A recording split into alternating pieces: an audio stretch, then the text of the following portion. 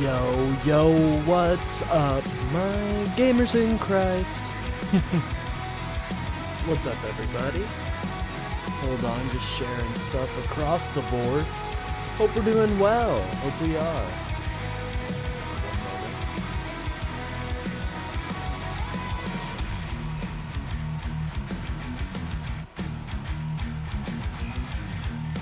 I really hope we're doing well, though. We got a lot of news to get into. One moment, let me turn down the music. We got all sorts of the news to get into today, folks, so I hope you're excited. I really hope you are. First up, hold on, let me get to we're going to get into my bill that we are passing, okay? This is a passing bill that it's non-negotiable, folks. The promotion and sharing bill, we got into it yesterday, but we're going to get into it in a more official capacity today. After that, we, I saw this this come out from the California Department of Justice. Attorney General Bonta and Secretary of State Weber hold a press conference on voting rights. I thought that might be interesting to get into, very applicable to what we talked about yesterday, so I'm excited to get into that. And then we got some Tim Pool cringe, always fun. You know, I give Nick too much airtime, I really do, but he's a representative, so he's my favorite. So we'll be getting into a piece by Tim Pool. No Kings protesters call for people to shoot ICE. Ah! Tom Holman slams extremist, featuring Tom Holman. That's a little bit of an interesting title there, Tim. Yeah, you can tell he posted that 1 hour ago. After that, we got a piece about how Hakeem Jeffries was threatened by a Capitol rioter. Real big shock, right, folks? Real big shock there. I tell ya. So glad those people got pardoned, right? After that, we'll be getting into an article by the AP. Anti-science bill hits states' houses, stripping away public health protections built over a century. And then we'll also be getting into another article about healthcare, about how some Americans fear high health insurance premiums if ACA enhanced subsidies expire. It is very much a worry for many Americans. After that, we're going to get into an article by Fox fucking News. Can you believe it? Fox News, about how there is a U.S. military buildup in the Caribbean Sea, seeing bombers, marines, and warships cover near Venezuela. So that's not really exciting, but interesting. And then we got a video by the AP about the destruction of the East Wing of the White House. So it's just a short little minute-long video there. And after that, I think we can wrap it up with some MAGA. What do you guys think? I'm thinking that'll be fun. Anyways, let me get to my analytic area. There we go. Alright, folks. Well, let me turn off the music now. I like the music being in the beginning, you know, when I'm telling you guys what's what, but when we get to the actual meat, I just want it to be me and you, okay? Just me and you. By the way, it's Halloween, and I'm celebrating. Look, the gamer box has now changed. Hey, what's up, Blasphemous Crow? Good to see you. Not much, not much. We're just currently getting ready to go over the news. We're just I keep fucking up my... Here, one moment. Here's what we're gonna do. We're gonna exit. And then we're gonna get the doc. My chat doc always fucks up, I swear. Something wrong with it. There's something wrong with it that I'm not a fan of. Oh, geez, stop going there. Okay, thank you. Alright, that's fine. You hear me wrestling with my my chat box? Oh geez, and then I gotta get a fresh link. I'm sorry it's taken so long. Usually it doesn't take this long to get ready, but you know, we were having a good time. We were having a good time before the stream. Not that we're not having a good time right now, but we were having a great time. We were having a great time. Anyways, but how's your guys' Tuesday going? We do have a good amount of news going on right now. I don't know if you guys have heard all the news. You know, I don't know if everybody heard that Hakeem got threatened by one of these fucking lunatics from what's it called? From January 6th. I tell you, it's the news doesn't be covering it, but I got you. Well, it's technically the news, but anyways, now that we're on an official, oh geez, look at this, guys. You may not be able to have a chat today, guys. I don't know. It's been so fucking wonky recently that I don't know if you guys will be able to see it.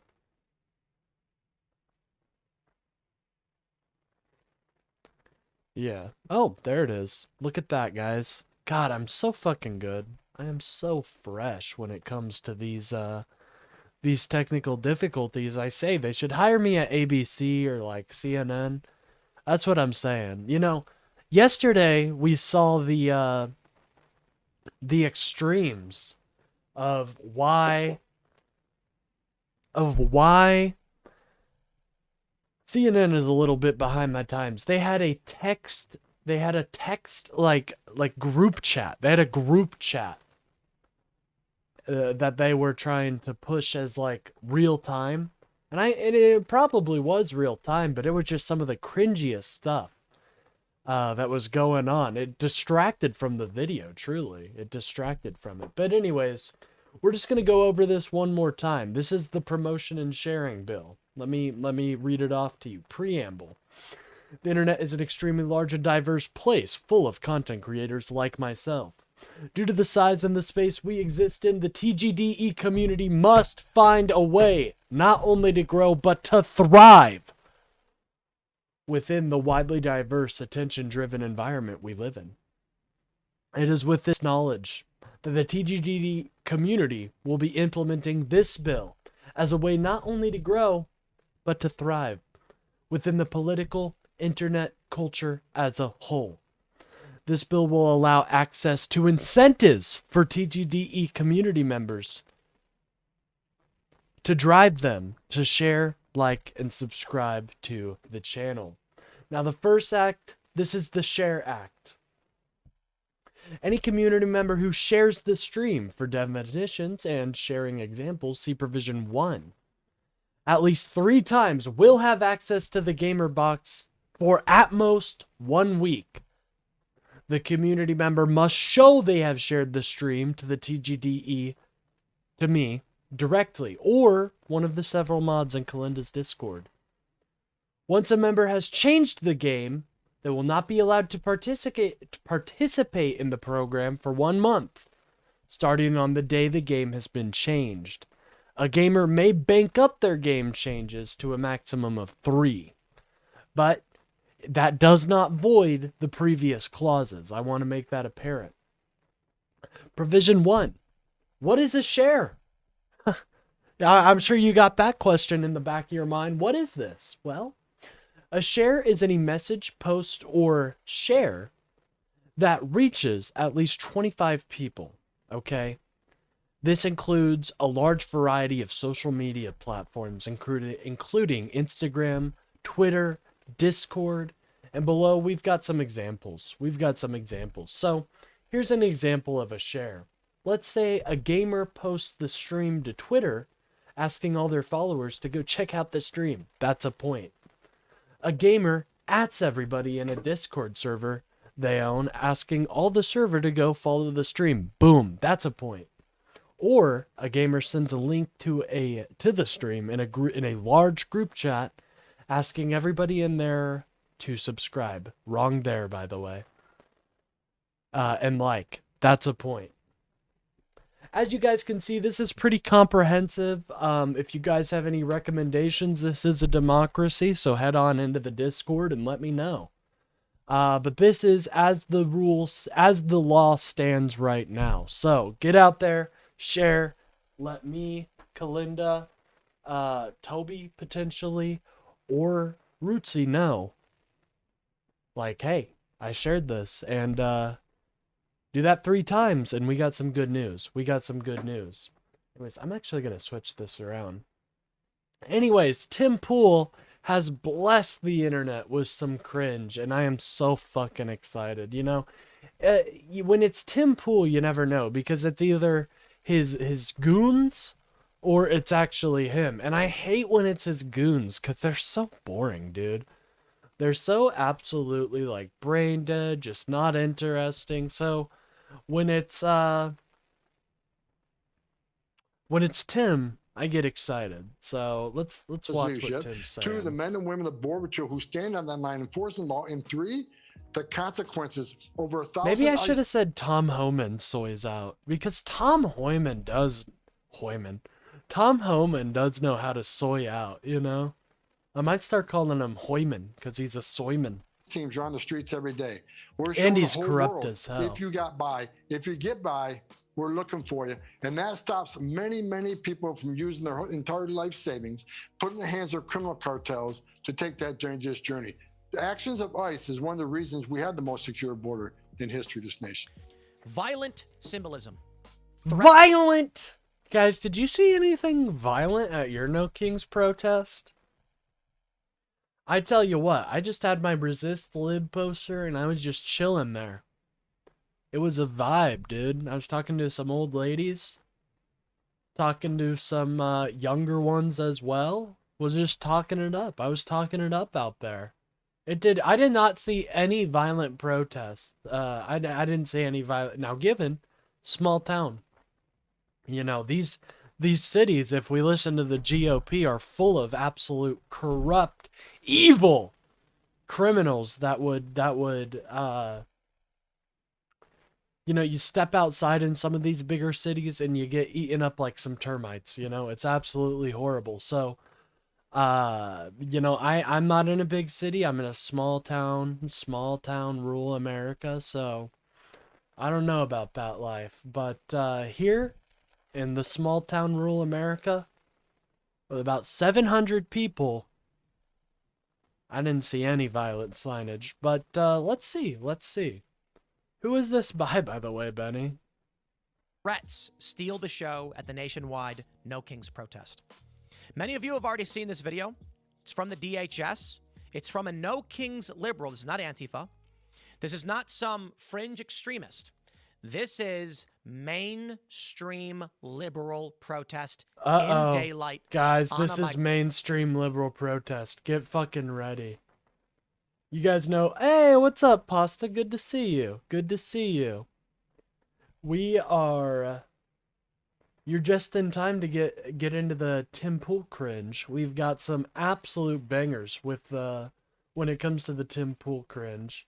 He is soying out. Goddamn, why does it keep going to it keeps blacking out when I click off? That's annoying. But anyways, we got some premium Tim Pool cringe coming up. So stay tuned. I'm so excited to see what this guy, you know, it's going to be the worst, right? Microphone. Listen to this. Listen to this. We gotta turn around the guns on this fascist system. These ICE agents gotta get shot and wiped out. All right, today we're gonna... Wow, one person, ladies and gentlemen. Premium cringe is the best cringe. Amen.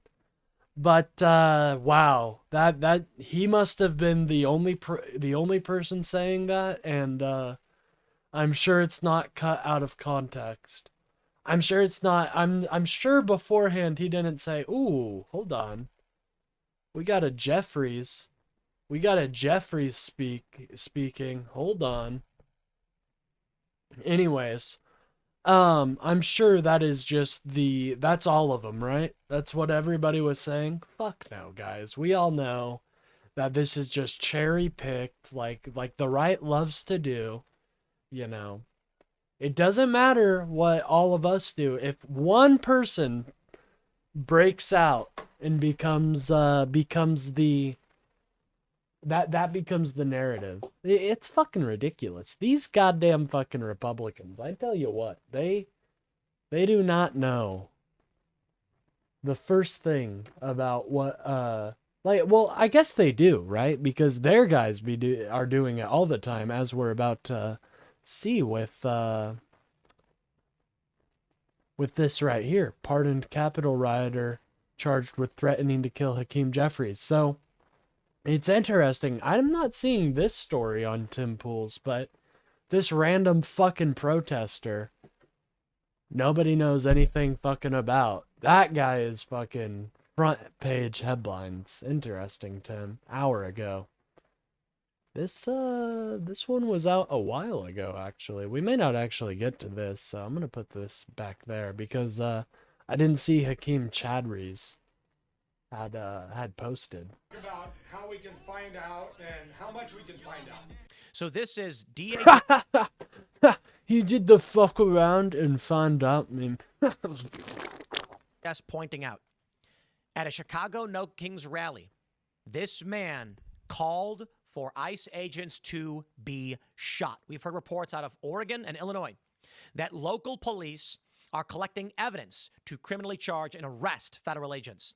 In California, Newsom says, take your mask off, otherwise you will be criminally charged. Wait, hold agents. on. What did he just say? Are collecting evidence to criminally charge and arrest federal agents. Oh, fuck yeah. That doesn't sound like that's on your side, brother. Fuck yeah, that's great news. I didn't know about that. Let's go. Local PDs don't want you there, dog. That's their jurisdiction. What are you fucking doing? Aren't you small government? Shouldn't you be cheering that on? Let's go! Something tells me they're not too happy about it, though. Something tells me Tim's not, the Voldemort-like fucking creature that lives on the other side of that cap. Something tells me it doesn't like it. In California, Newsom says, take your mask off, otherwise you will be criminally charged. Misdemeanor starting January. You guys notice he hates masks so much. You know why? Because he is for showing gross deformities, and so am I. And not hiding that. And I am totally for that. It's mask 1 second. And then maybe eventually we get into the atmosphere where he can show his freakish fucking creature behind that beanie. Maybe. I hope we live in a society like that someday, but right now we don't. So he hides that shit like it's a lie, you know? First, and a Chicago judge says ICE agents can be arrested. Let's go! That's a fucking win! That is actually a win, folks. You guys know that, because that means they can't fucking... What? Hold on. Tim, of course an ICE agent can be arrested. What was that fucking headline? Oh, at courthouses. Well, fuck yeah, get them out, dude. They shouldn't be chilling there. But I still think it's fucking interesting that that big Mr. Small Government here is so upset about that. Courthouses. Because this one crime is now protected. Well, I've got a lot to ask about this because I'm concerned. He's got a lot to ask. Get ready. We're about to enlighten Timmy Boy here. About the escalation. We're going to bring in, we've got Tom Homan. Oh my God, they have Tom Homan. Oh, I was right, by the way. Benny and Tim are the new Goipels. Benny and Tim are the new fucking Goipels, you know? I think that's how you say his name. Goebbels. He's the new Goebbels. He is. Hey, what's up, Bill? Good to see you, man. We're just starting to cover some premium Tim Pool cringe. He's very upset about what has been said at the No Kings protest. He found one example that is kind of bad, but not. I'm sure it has context, and we'll look for that after. Actually, we'll look for that now. What is this? No Kings protest. Oh, it was the one DHS. Yeah, Pasta got their Crash Bandicoot. Of course, of course. Excuse me. We went over how you too can change the game. You just got to share the stream 3 times and verify it by date, and you're good. Anyways, DHS shares video of protester. I don't have X, dude, and I'm not downloading that, and I'm not getting an account. Asking for death? Question mark? I don't know. Maybe we'll get something there. Oh, okay. Here we go. I feel all cozy now. Finally got my crash. Hey, well, I'm glad you are able to engage in the crash. I mean, this is, what is this? WJR? I don't know. Daily Mail. Friendly looking elderly man strikes federal. I don't know, guys. I'm looking. I can't find it. At some point we'll find it somewhere else, but anyways, I'm sure there's context to that. And brother, have you heard the rhetoric coming out of your side? Hey, what's up, Lily? Lily, resident editor. You should, if you ever need editing services, go check her out. She's absolutely fantastic, I've heard. Absolutely. And she's a joy. She's a joy, let me tell you. Anyways, good. Thank you for joining us, by the way, Lily. We're just going over some premium Temple cringe. Let me fix that. There we go. Tom Homan will be joining us. But that is so crazy. This fucking Russian asset got Tom Homan. Oh, she's also single. Hey, any guys are, I don't know which way they flip, but any single members in the chat, you know, hit her up. Get it going. Pull it up. We are currently DHS loading. agents can be arrested, and Trump wins on right to deploy. We pulled you in. We can hear you now. Hey, same here, Lily. I'm a both. You know, both sides out here too. Humans are just so beautiful. That's what I say. But this is so crazy. He has Tom Homan, the border czar. The border czar. Like, that is just so insane. One of the most corrupt bastards in the entire Trump admin. If you guys forgot, Tom Homan got caught taking the cheese. That's actually the first episode I ever did, was about how Tom Homan got caught taking $50,000 from federal agents. Isn't that fucking insane? He's still there. He's still the border czar. They just claimed it was a Biden conspiracy. God, it's straight to alligator Alcatraz, right, guys? Like, straight to alligator Alcatraz with these guys. Hello, sadly, I'm already in love with the totally this guy doesn't exist gameplay. Totally his gameplay of Crash Bandicoot. Yeah, this is mine.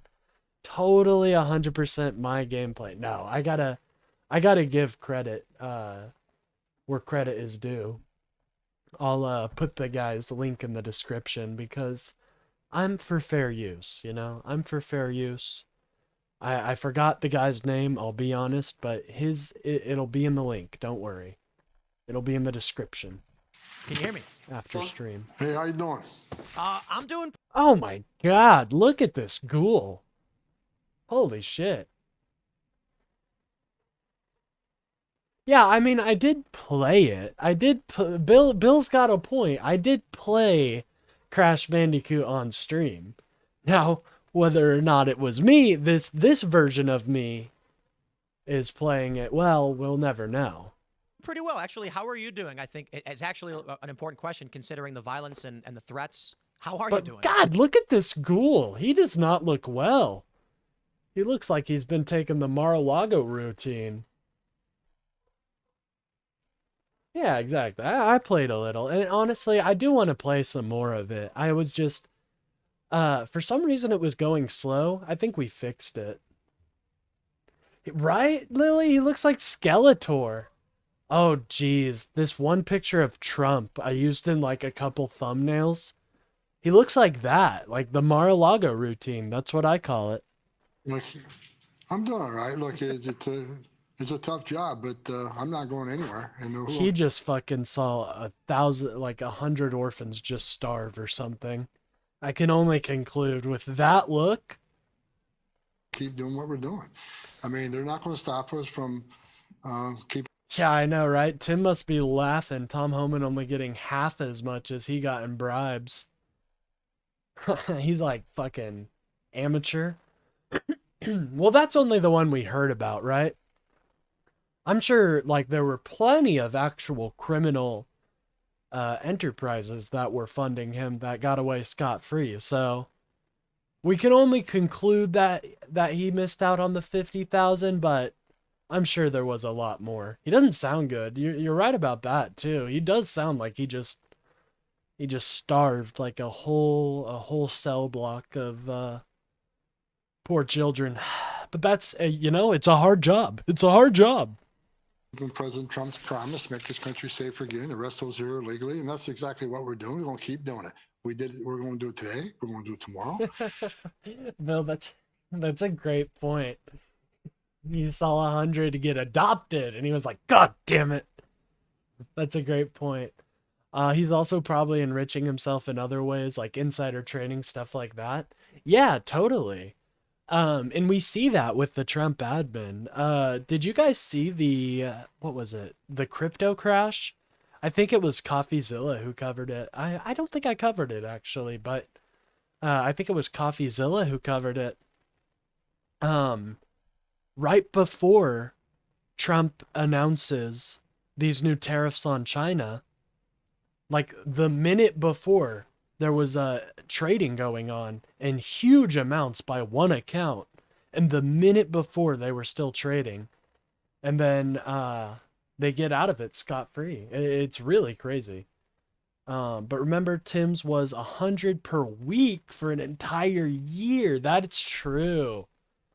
Oh my God, I didn't realize it was that much. That is insane. This whole admin and all their propaganda wings, like, why isn't Tim in jail for that? Shouldn't he be in jail for taking money from a foreign asset? He must have some crazy good lawyers, especially in sanctuary cities. Right on. Well, just I think most people do know who you are. Do you want to give a brief overview of your role? Right. Okay, my bad. I forgot. It was he said that he didn't know it was from Russia, right? It was like there was a middleman, supposedly. I don't know. The way he was talking about Ukraine, it makes you wonder, right? It makes you really wonder if these guys didn't know. In immigration enforcement, what your job is? Well, look, I'm the border czar under President Trump. I report directly to President Trump. The border czar. I wear that proudly. I hate that name too, czar. What are we in fucking Russia? Like, fucking call it anything else. Call it fucking, I don't know. The border chief. I apologize. We have dogs just absolutely going ham upstairs. 3 things. Number 1, secure the border. Number 2, oversee the biggest deportation operation this country's seen. And 3, find over, the 300,000 reportedly missing. You don't hear the... Oh, you didn't hear it? Okay, good. I thought it was Eric Trump at first, but they last trade was second before so it must have been the person who posted the tweet themselves. I don't hear it. Okay, good. Got that, and then he's the border czar. I'm the border October resolution. Hey, true. Yeah. I mean, honestly, we should, these guys just need to go into Alligator Alcatraz. I'm serious about that. Like, why, we can't allow these fuckers to get away for the rest of their lives. Like, when Gavin Newsom comes in 2028 and just absolutely fucking, put AG Letitia James in charge. That's what I'm saying. That's what I'm saying. And it won't even be political persecution because they actually broke the fucking law. Like, Trump may be able to get away scot-free with his little pardons, which I think there needs to be reform on. But, you know, if Tom Homan thinks he's getting away, look at this ghoul. He looks like a ghoul from Fallout. Look at this.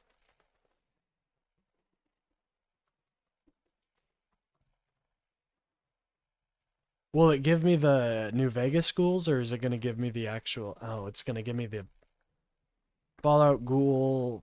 We'll do the Fallout 4. Guys, please don't make fun of my typing.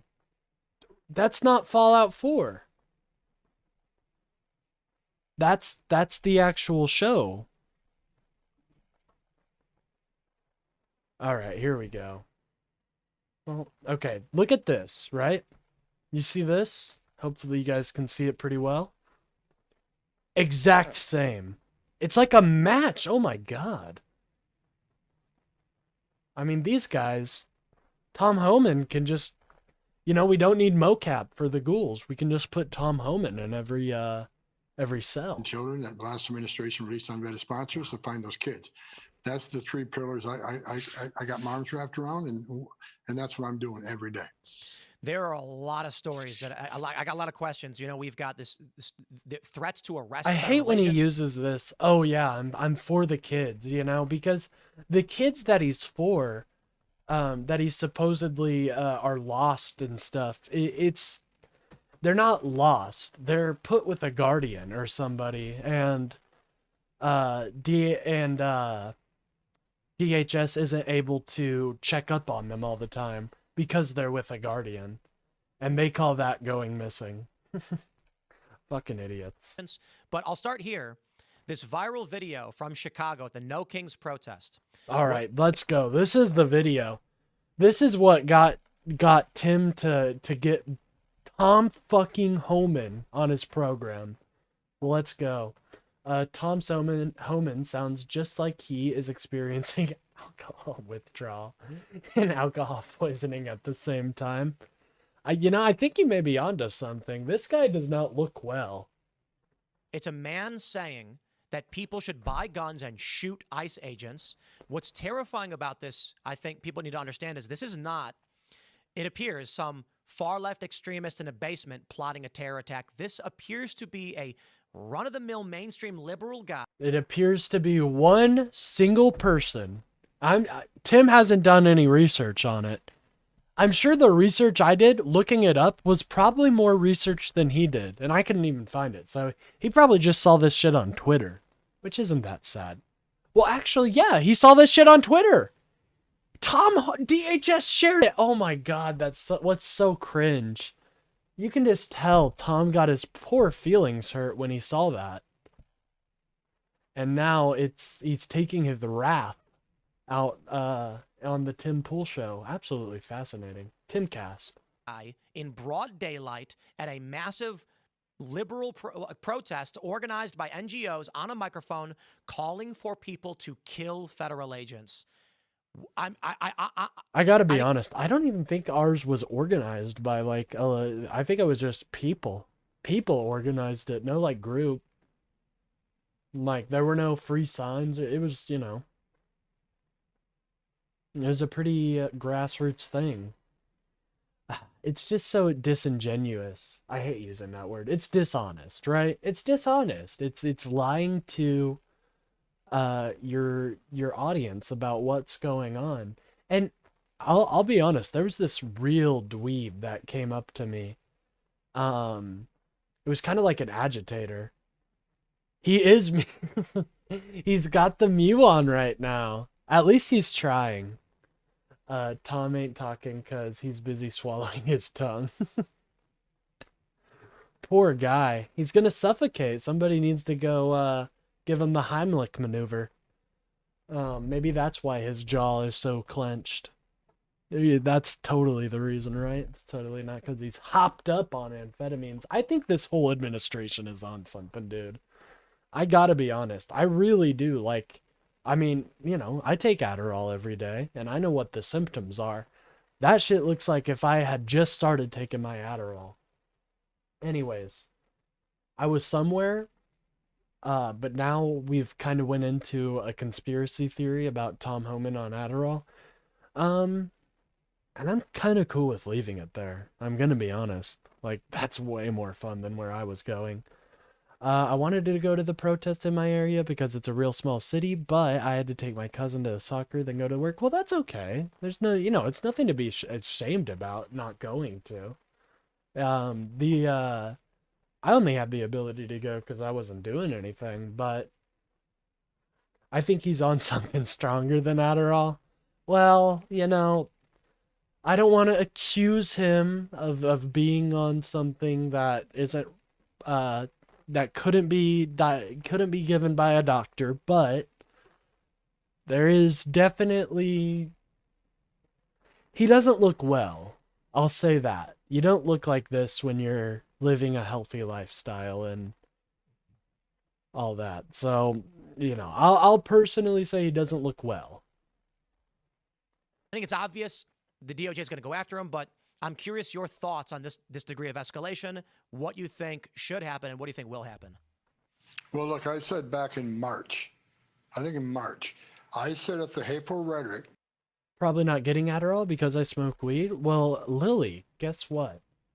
I am a bit of a Potter, a bit of a Harry Potter myself, and I do the Adderalls.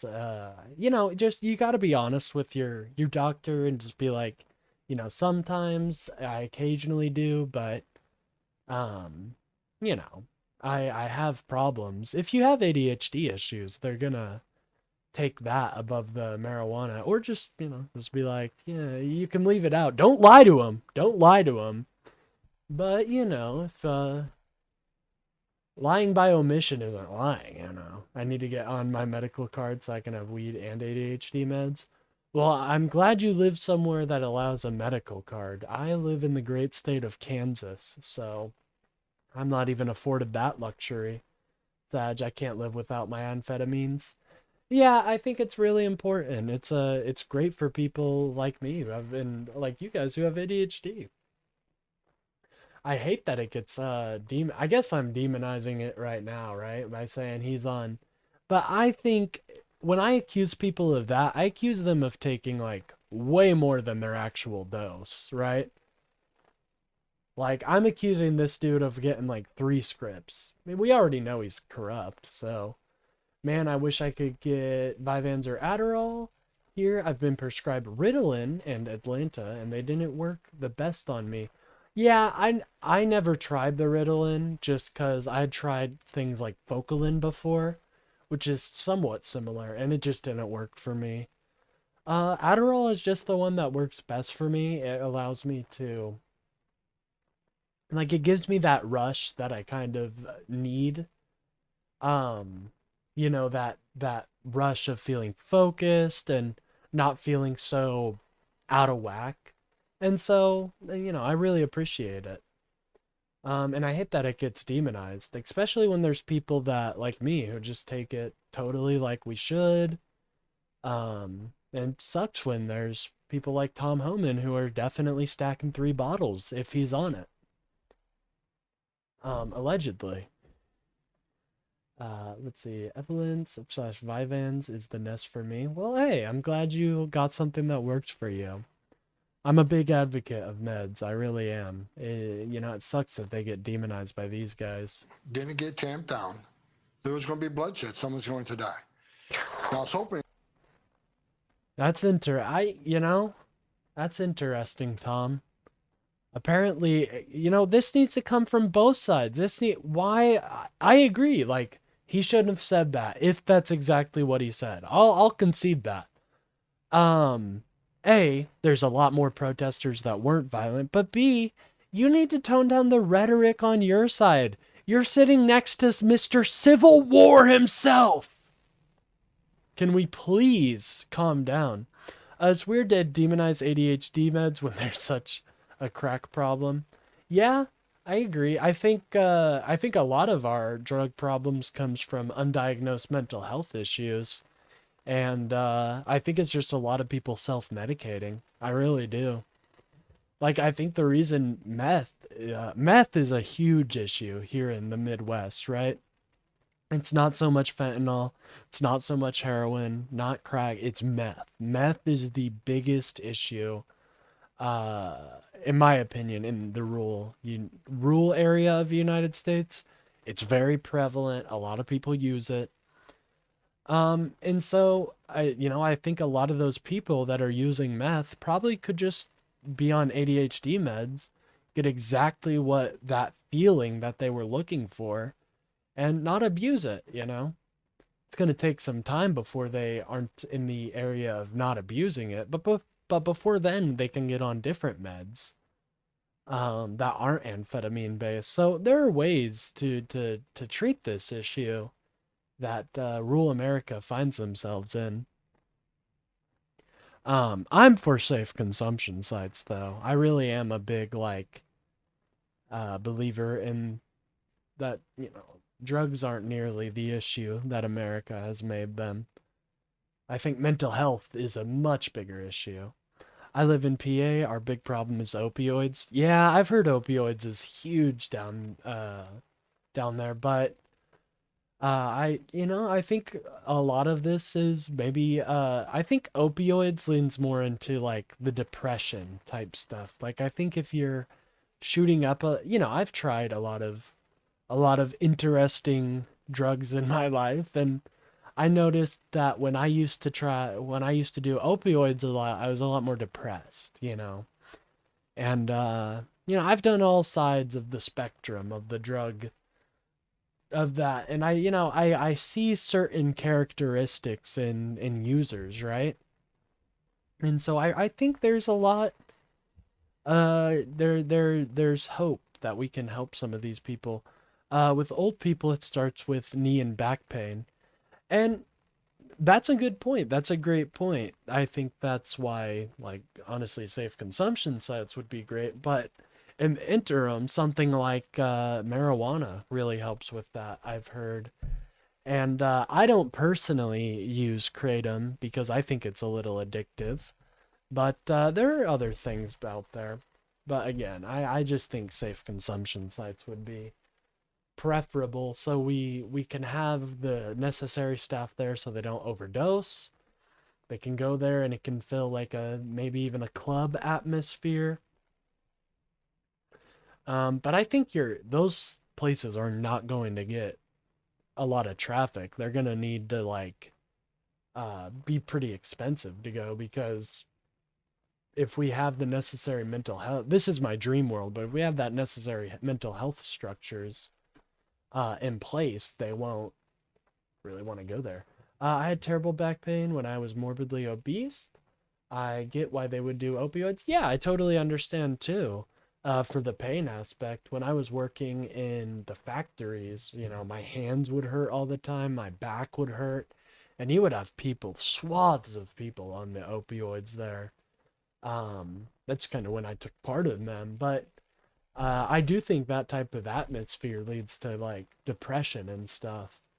And so I think factory workers need therapy the most, because think about it. They got to go in to an environment every day where it's just constantly depressing. They got a shitty boss probably that's just constantly bitching at them. Like, that's stressful as fuck. But those are the environments where mental health really isn't uh emphasized. So God, I love the tangents we go on. I just can't. They're pretty boring people. Can we be honest here? They don't got the spark like a kid, like this Chad right here. So it's hard to pay attention to what they're saying.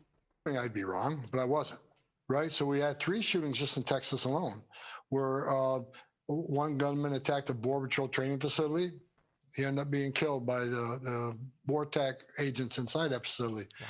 Another one. We ended up fucking killing them. They had a group of people show up at a... They both have matching hairlines. Well, see, Bill, I actually think that's not true. See, I think what's hiding behind Tim's beanie is far worse than whatever Tom's got going on. Processing center, detention center outside of Dallas, a group of them, and local law enforcement responded to assist our agents, and he was shot in the neck. Then we had the shooting in Dallas where a sniper intended to shoot ICE agents shooting into a blacked out van that was transporting detainees. And what is that killed detainees. movement? A blacked out van. Yeah, he killed detainees. Are we 100% even sure? I'm not sure about that case. That felt like a psyop by the right. Like it was a rightoid who went there and fucking shot it up. You're gonna write anti-ICE with Sharpie? Come on, dude. That feels like a rightoid who was shooting up the place. So, and so unfortunately I was right, and I'll say it again. If the rhetoric doesn't stop, there will be more bloodshed. I've seen this movie before. Excuse me, the Reddit?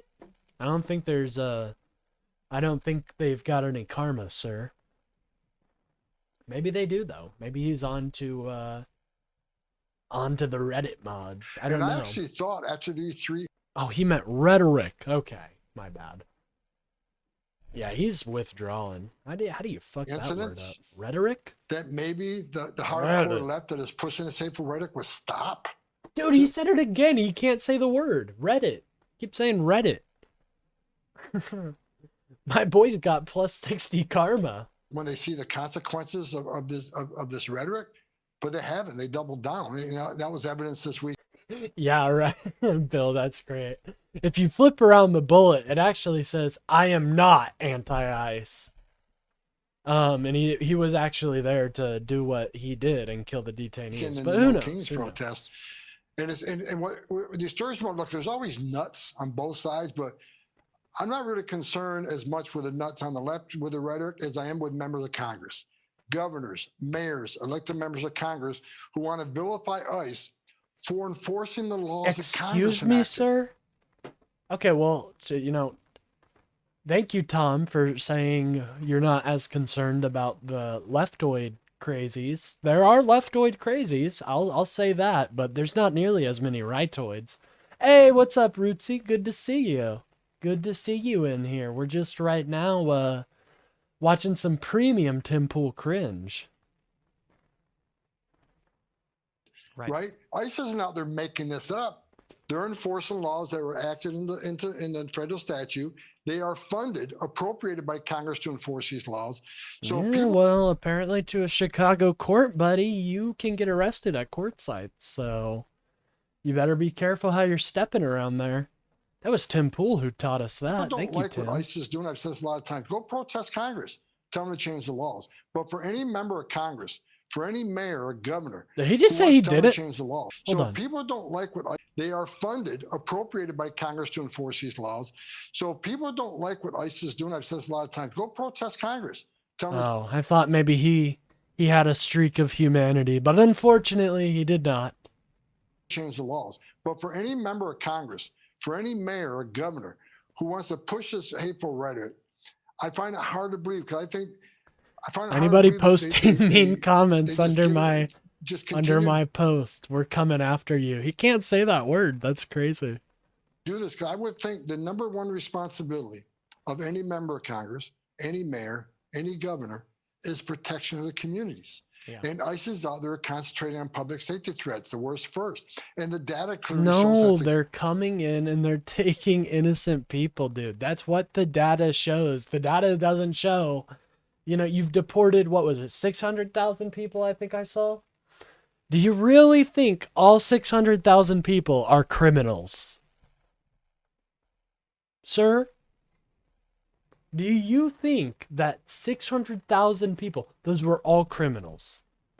I don't think so. I think your odds are extremely low that they were all criminals. So, please stop with this line. You are just ripping up communities. Like these poor it just breaks my heart. These poor communities are, they're living in fear when they shouldn't have to. They should be living free American lives. There should be amnesty, but these motherfuckers, that word is Satan.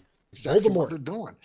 Approximately 70% of everybody they arrest is a criminal. So every criminal alien they take out of that neighborhood makes I don't think that's true, but let's take their numbers. 70%.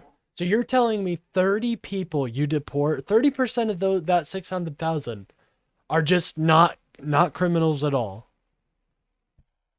So that's horrible, dude. The military wouldn't go with that type of that type of percentage. I wouldn't go 70-30. 70% I don't get shot in the head, 30% I do. I'm not going with those odds, buddy. So please don't be flaunting those types of numbers. But again, I don't really believe much of what comes out of this admin. I'm willing to bet the actual percentage is much, much lower. As we saw in the Channel 5 interview, you have people going there. You have people going there looking for, like, they're introducing themselves, like we saw in that Channel 5 interview. And when they introduced he was standing outside the ICE area, he was getting ready, and he believed that he was going to be able to live here. Something tells me he got deported. We never found out. But also something with his numbers there that aren't really adding up is that if 70% of these people who are deported, you know, aren't most people self-deporting, right?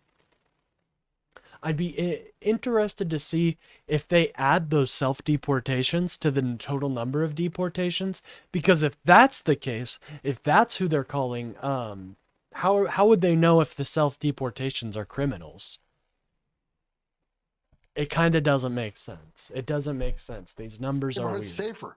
So why can't we be shoulder to shoulder on that and make this country safer? I'm actually going to quote you on this one from that viral clip you had when being questioned by AOC. First, I'll clarify. Oh, look at that. He's got a little smile. You see that, guys? He's smiling. No, he's smiling. That's a smile. That's how he smiles. Yeah. No, don't worry. I know he looks sad, but he's smiling. With respect, the 70% and back to nothing. For most people, you're referring to these are violent criminals who, on top of being illegal immigrants, have committed more serious crimes.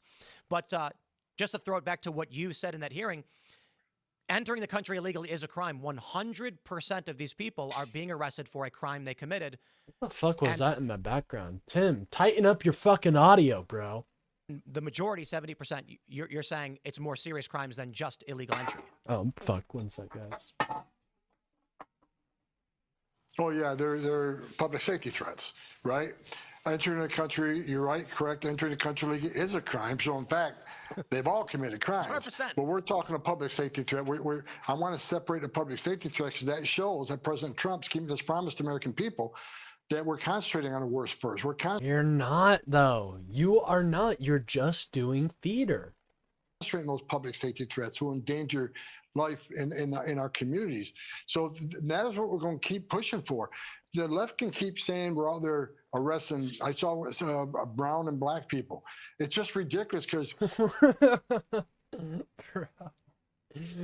I swear, MAGA and the Republicans, they are the kings of projection. You know what I mean? I don't think it was just, did I say brown? I said these communities. I didn't say brown. I know he's not talking about just me, but I make the distinction, so I'm willing to bet people far smarter than me do. So, sir. ICE has arrested people from 181 different... And I'm sorry, but, like, if somebody did have that idea, it's not entirely unfounded. You are trying to get rid of Section 2 of the Voting Rights Act, which would drastically hurt minorities. So you are trying to do that. It's not like it's insane to think. Countries, that's almost every country in the world. We arrest people from Europe, we arrest people from Asia, we arrest people from Central and South America. So it's not about brown and black people, it's about criminals. It's about public safety threats. And look, 70% criminal, who's the other 30%? Many of them are national security threats. National security threats. What does that mean, Mr. Homan? What is a national security threat? Somebody who's saying some mean things? Somebody who said, oh, I'm afraid of ICE. They're like, that's a national security threat right there. Send them in the fucking gulag. Send them in the gulag. Send them in Alligator Alcatraz for everybody. National security threats? don't have a criminal history because they're laying low to do their dirty deed down the road, right? Yeah. A lot of who we arrested are fugitives. They had due process at great taxpayer expense. A federal judge ordered them deported, but rather than leave, they became a fugitive. You're damn right we're looking for them. We're enforcing That's laws. totally just bullshit coming out of his mouth. And our job is to execute those final orders because the message we're going to send to the whole world: it's not okay to enter this country illegally. It's not okay to commit a crime after you're here illegally. And finally, it's not okay to ignore the federal judge's orders. We're going to look for you and remove you. Dude, this is such a horrible strategy. You know what you do? It's so fucking simple. It's so fucking simple. You fucking let these people come out of the shadows. Because what they're doing, they're just putting them deeper, deeper, deeper into the shadows. They're just making them go deeper and deeper into the shadows. So what you do is you let them come out of the shadows, give them a path forward to citizenship, hike up their taxes just a little bit for 5 years. 5 years. And then after that, they're part of the country. They're enriching America. They're citizens. They're paying taxes, and they get the benefits of being an American citizen, which we are not offering these people, which is utter bullshit because they pay taxes. That is literally taxation without representation. It goes against everything we believe. So the Supreme Court ruled that they can racially profile people. That is true, Bill. That is unfortunately very true. Anyways, God, what? Every fucking frame. He just can't look normal. If we want to send that message to the whole world, there are consequences. And one of the reasons we have the most secure border in the history of the nation right now is because of President Trump's executive orders and his leadership. Two, the men and women. No, it's because of Biden. Big Dick Biden closed that down. The number of border encounters went from 300,000, which was a problem, right? That's an issue. If you don't believe in open borders, which I do. I believe in them at a certain point. Like someday I want to get to open borders, but I know that's not the case right now. And we can't have that right now. But someday I do want open borders. But the number of border encounters went from 300,000 to 60,000 when Biden left office. You tell me who fixed the border. What, Trump took it down a measly 40,000? A measly little 40,000? God, that's fucking rookie numbers. Big Dick Biden came down with his giant schlong and smashed all that out of there. He said, Now, I personally think, I understand why he opened up the border more, because we had record low unemployment and we needed the fucking help. So I understand why he opened up the border. And I think our country is much richer and much more flourishing, or was much more flourishing when we allowed more people in. But you guys can see it in the BLS reports. We're losing jobs at a rapid pace with these fucking numbskulls in charge. The border patrol who stand on that line enforcing law. And three, the consequences. Over 1,000 ICE teams are on the streets every day. We're showing the whole world, if you got by, if you get by, we're looking for you. And that stops many, many people from using their entire life savings, put in the hands of criminal cartels to take that dangerous journey. The actions of ICE is one of the reasons we had the most secure border in history of this nation. You brought up these terror attacks. I hate that. You know, it does suck that Biden didn't get that bill through, because then Trump and his borders that just wouldn't exist. The ICE, he wouldn't have that opportunity. But Donald Trump knew that was something he wanted to run on. He wanted to run on the fact that there was higher immigration in the country. It's bullshit, but that's what he wanted to do. So I killed that bill. But I do need to give my shtick, my shameless self-promotion. Guys, if you are enjoying the stream, please don't forget to like and subscribe. It really helps out the channel. We're on a road to 500 subs. Once we get to 500 subs, there's something going on. Oh, I wanted to do some TikTok debates, but If not TikTok debates, we will be having a 24-hour stream that's just for funsies on Halloween. So guys, please give a sub, really helps out the channel. Anyways, back to Baldies. On ICE facilities, Chicago, there were a handful of vehicle rammings. We saw the initial story was rather shocking, where the vehicle was reportedly surrounded. This woman rams the I'm not sure if it was ICE or CBP, but they got out, they opened fire on the woman. I read reports that Chicago police were instructed to clear the area and not provide assistance. And then we heard that gang members in Chicago are being offered bounties to kill ICE agents, We've heard that. That's bullshit. There is no fucking way. DHS agents, CBP or otherwise, and that Mexican gangs are now increasing that. It feels like with the institutional opposition in Illinois combined with the gang presence, that it's getting pretty dangerous for our federal law enforcement agents. That, you know, as you mentioned, the duly elected popular president won the popular vote, has asked these men to carry out the law at the will of the voter, and now they're facing criminal threats and institutional opposition. Do you have concerns about the escalation in Chicago, particularly with these bounties and these threats? Yes, I do. And every night before I go to sleep, I pray that every man and woman of Borb. It's been alleged by me. Yeah, exactly. Exactly. He's just making this shit up, pulling it out of his ass. He didn't even win a majority of the vote. Yeah, that's another thing. The will of the voter. That's interesting, Tim. Tim doesn't really care about the will of the voter, though. Isn't he happy January 6th happened?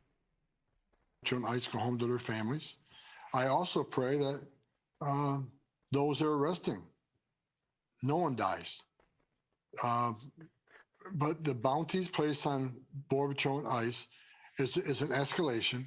And look, the criminal cartels in Mexico, they're hurting, right? On the last 4 years, when the border's wide open, they were making record amount of money in smuggling aliens, a record amount of money in sex trafficking of women and children, a record amount of money moving dope across that border, specifically fentanyl that killed 250,000 Americans. God, I hate. Now we have you know, it's a border. fucking old Southern piece of shit who fucking definitely does not like black people when he says dope. Selling dope. I say dope as like a cool fucking word. This motherfucker actually means drugs. God, what a fucking loser. Out of touch. In our lifetime, these cartels are hurting. Matter of fact, they're looking at expanding operations in Asia and Europe because they know it's tough here. So look, they're attacking. Oh, I love hearing about Asia and Europe getting fucked. Tim, you are such a callous piece of shit. The very people who's affecting their bottom line, the money they're making. And we all know gangs here in the United States help distribute narcotics for the cartels. I mean, the cartels used to just be in charge of smuggling the drugs into the country and go to the cities and be distributed. Now the cartels have a presence in the United States, in every major city in this country, to take over the interior operations of the distribution with those major cities. So yeah, taking on ICE, threatening ICE and Border Patrol agents to... Oh, he's from upstate New York? Well, he's got the soul of a Southern man. Trying to protect their bottom line, to open up that business opportunity again. But I got news for them. The men and women at ICE and Border Patrol will keep doing this job. Dude, look at his little grubbies scratching on his hand. Look at his little grubbies just scratching in there. Ugh. Gross, bro.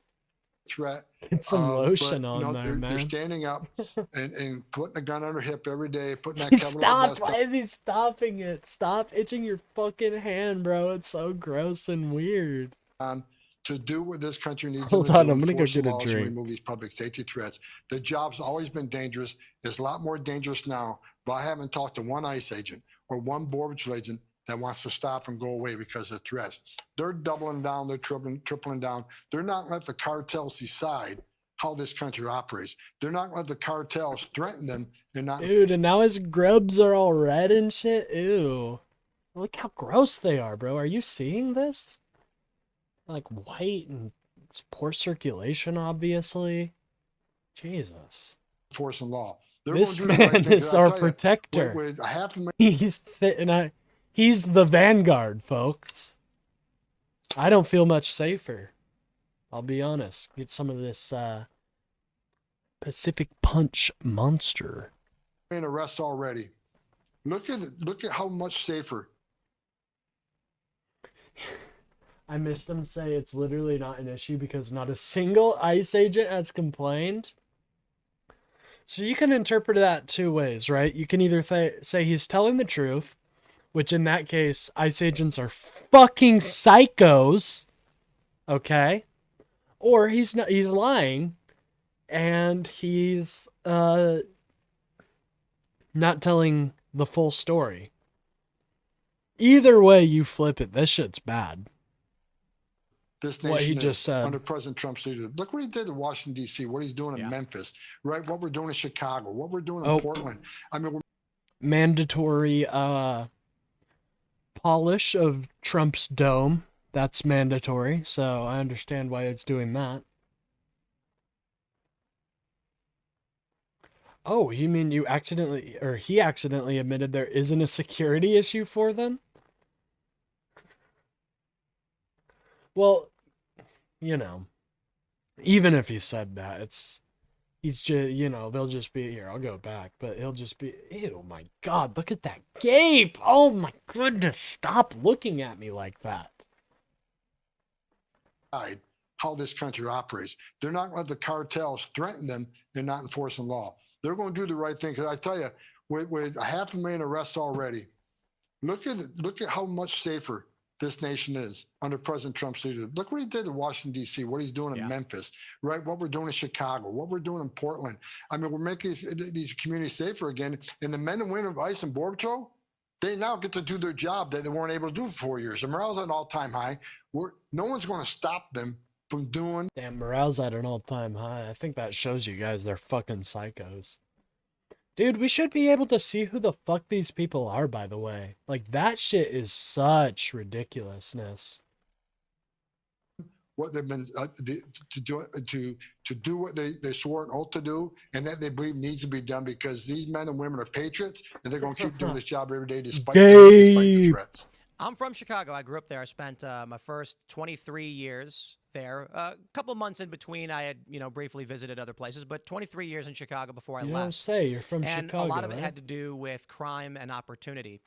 I have friends from the city still. I've known my whole life, and I even employed some and moved them out here to work with me on the shows that we do. And I asked them. Yeah, nobody here when I moved here liked me, so I moved all my friends out here. Growing up, we had criminal gangs threatening us, robbing us. It was just the way of life in Chicago. You have gun violence. No fucking way did Tim Pool ever get threatened by a fucking gang.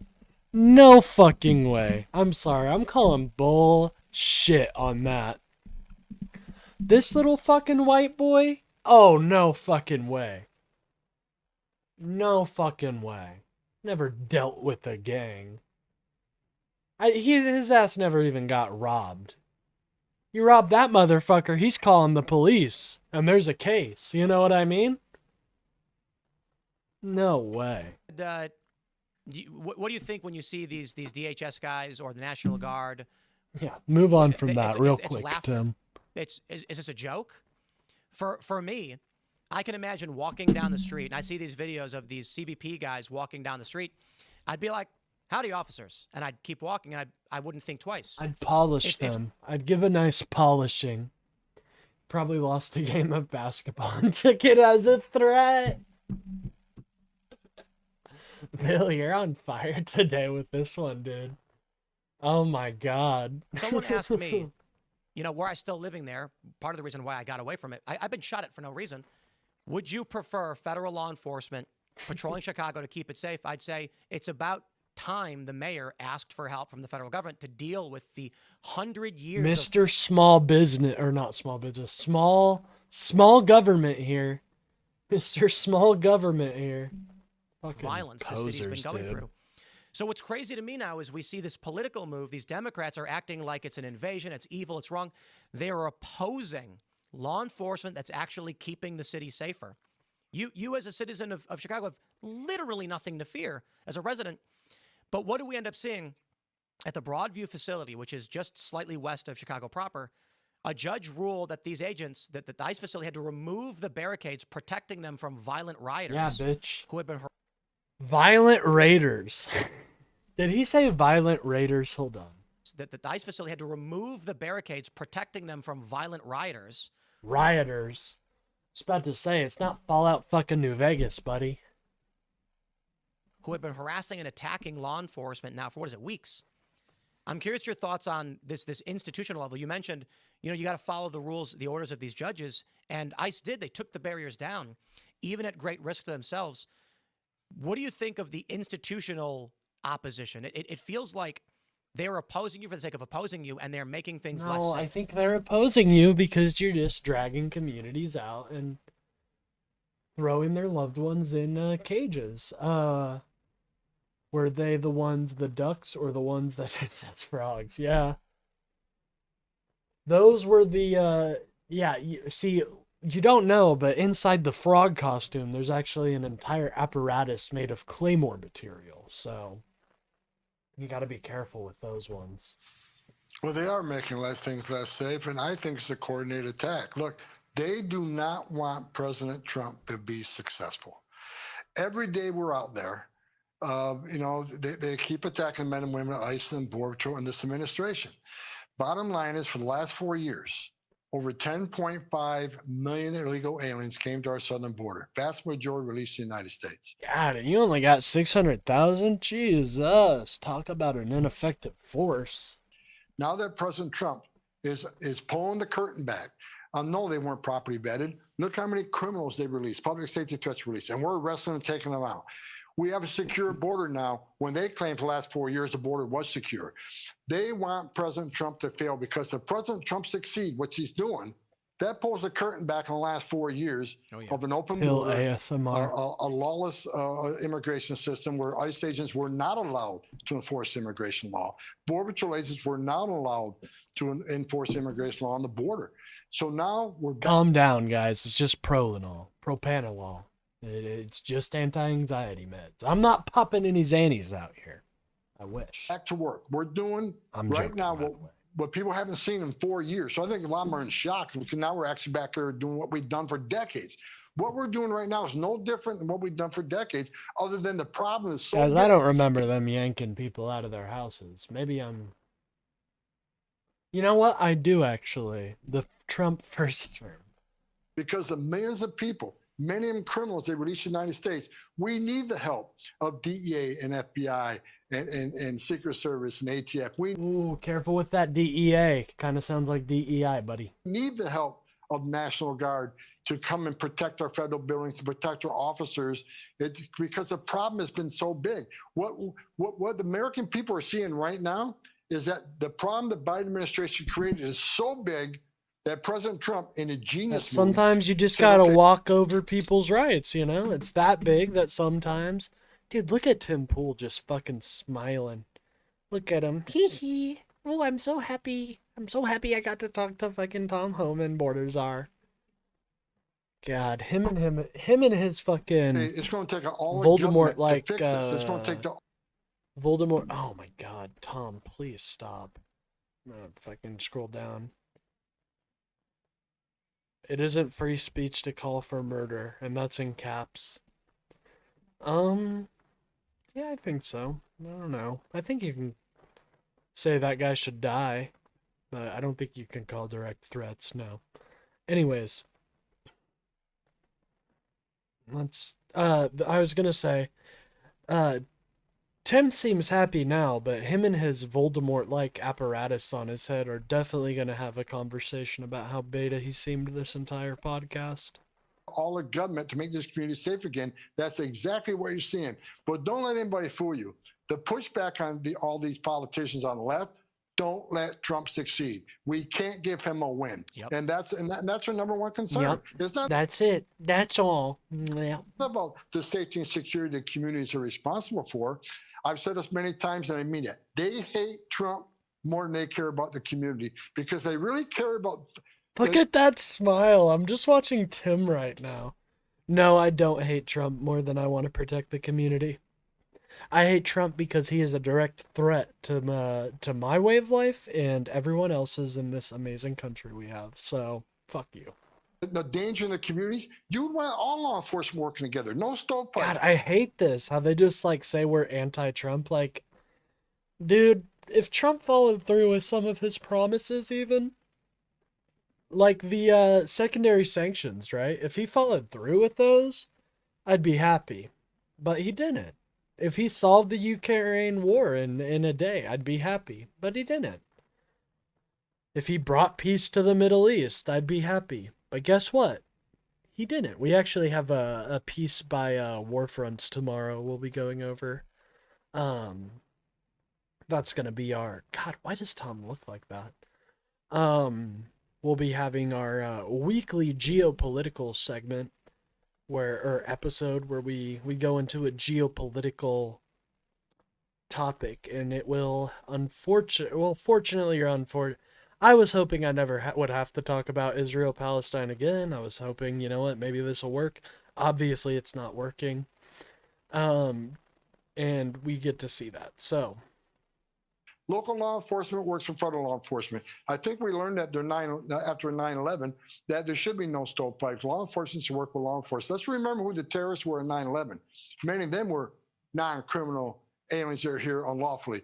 So we're going to keep doing this job. President Trump's going to keep his promise, but I don't think they're going to stop. I think they don't want Trump to succeed, and every day he succeeds, it just irritates them, and they're going to push back that much more. You said you think they hate Trump. What did you say? They hate Trump more than. Damn! Maybe you might be right, Bill. The way he did his nose was kind of weird. I've never done my nose like that, but they care about pushing. They hate Trump more than they care about the security of the communities. Because if I was a mayor and I got federal law enforcement coming in, thank God you are not. You know what I mean? Oh my God, the hellscape this man would create. I said, look, I don't want you to be an immigration officer. I'm not asking you to be an immigration officer, but we want your law enforcement to work with our law enforcement to remove public safety threats. Well, maybe we don't want to work with you, buddy. Maybe we don't want to work with Trump's paramilitary, and you're going to have some opposition there. Who are here illegally from your neighborhoods, making that neighborhood safe again.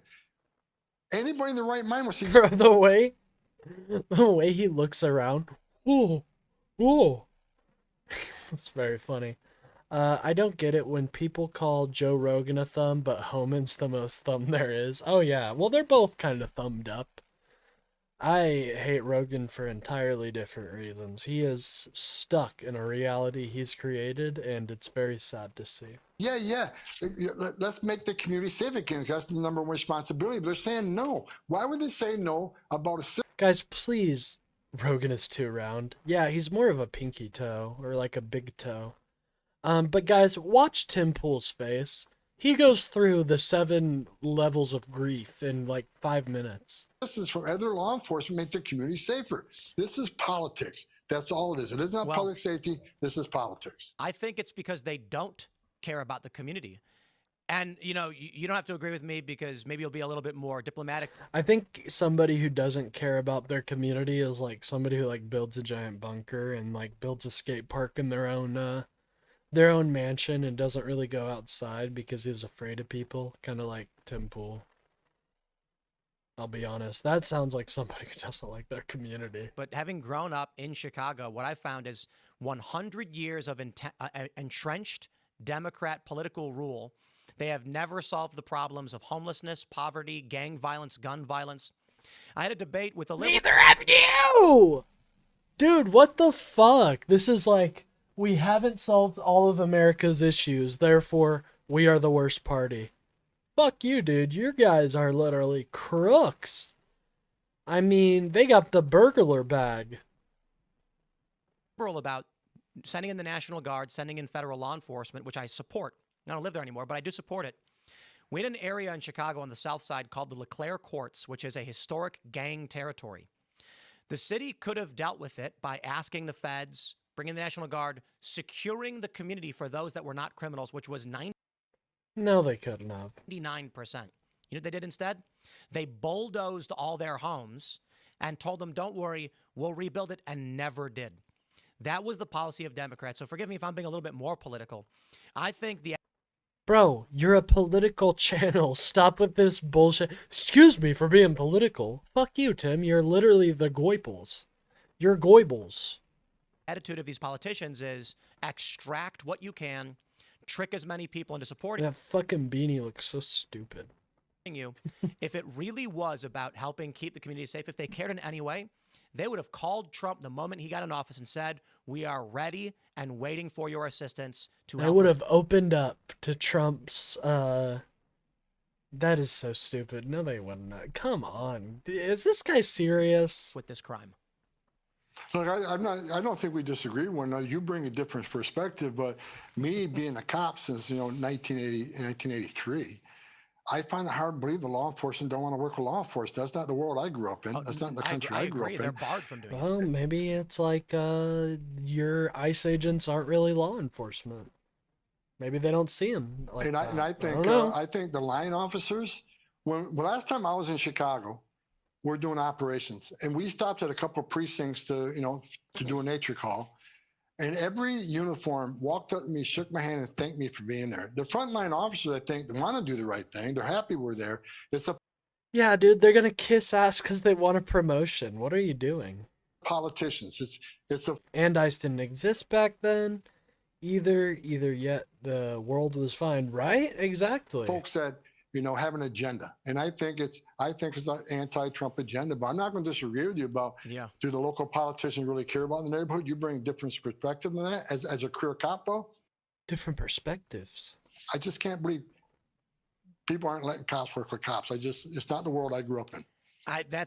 You know what I think? I think in Chicago especially, the issues, they're wedge issues they can use to keep getting elected by claiming they're the only ones who can solve it. But one thing we just saw is a U.S. God, they really do give their game away. They give their game away all the time, but they use it as they project it like it's us saying that. ICE agents. You guys should check that out. Like anything a Republican is accusing you of, look in their past. They've probably done that. And be arrested if you apprehend what's called the collateral arrests. They find migrants at courthouses, or illegal immigrants, I should say. They said they could actually arrest ICE agents for trying to capture these people, which... Yeah, bitch, get the fuck out of our courts. We don't want you there. This seems crazy. It's a judge basically saying there's a category of crime which you can't arrest someone for. I mean... Yeah, bitch, not at the courthouse, not at a place of fucking civility like that. That's insane to threaten ICE agents with arrests. What is going on with these arrests at or around courthouses, and what do you think of this judge's ruling? Look. Oh, you can tell he doesn't like that. He's like, well, they kind of got us by the balls there. We really shouldn't be doing this. One of the safest places to arrest an illegal alien is inside a courthouse, because you got to get past the magnetometers. You get searched before you go in a courthouse. What a safer place to arrest a public safety threat than a courthouse, right? And look. I've been in courthouses throughout my career. I've been in courthouses where I watched a father being taken into custody for not paying child support. Arrest right in the courthouse because he hasn't paid child support in 6 months. Judge says take him into custody. So that's okay to arrest a father. Oh, geez. Homan's got some demons in his closet with that comment. For not paying, child support. What's wrong? Does little Timmy not like to talk to you anymore? Does little Tommy not like to talk to old Homan anymore? I wouldn't blame him. Which I support, but it's not okay to arrest a public safety threat in the same type of courtroom situation. So no, I think the judge's order, of course, federal law always trumps local law. Good luck with that. ICE is going to enforce the laws again enacted by Congress, and they're not going to apologize for doing it. So I'll let DOJ fight that, and when I'm sure that ruling is going to be appealed, and we'll win that appeal because they can't simply, tell federal law enforcement officers what they can and can't do. So, we'll see that get appealed and we'll win the appeal. But I think courtroom arrest makes sense because it's a safe place, safer for the officer, safer for the community, and safer for the alien. For the same reason, I want access to jail.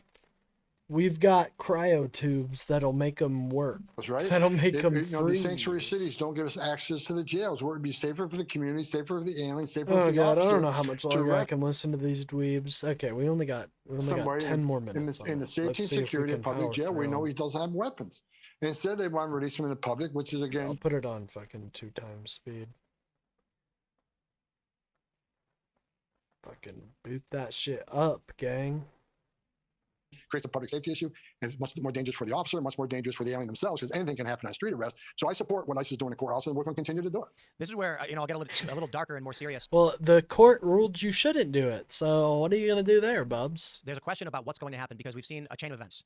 Terror attacks on ICE facilities, shooting law enforcement, shooting into vehicles. We know there is motive and intent from these extremists.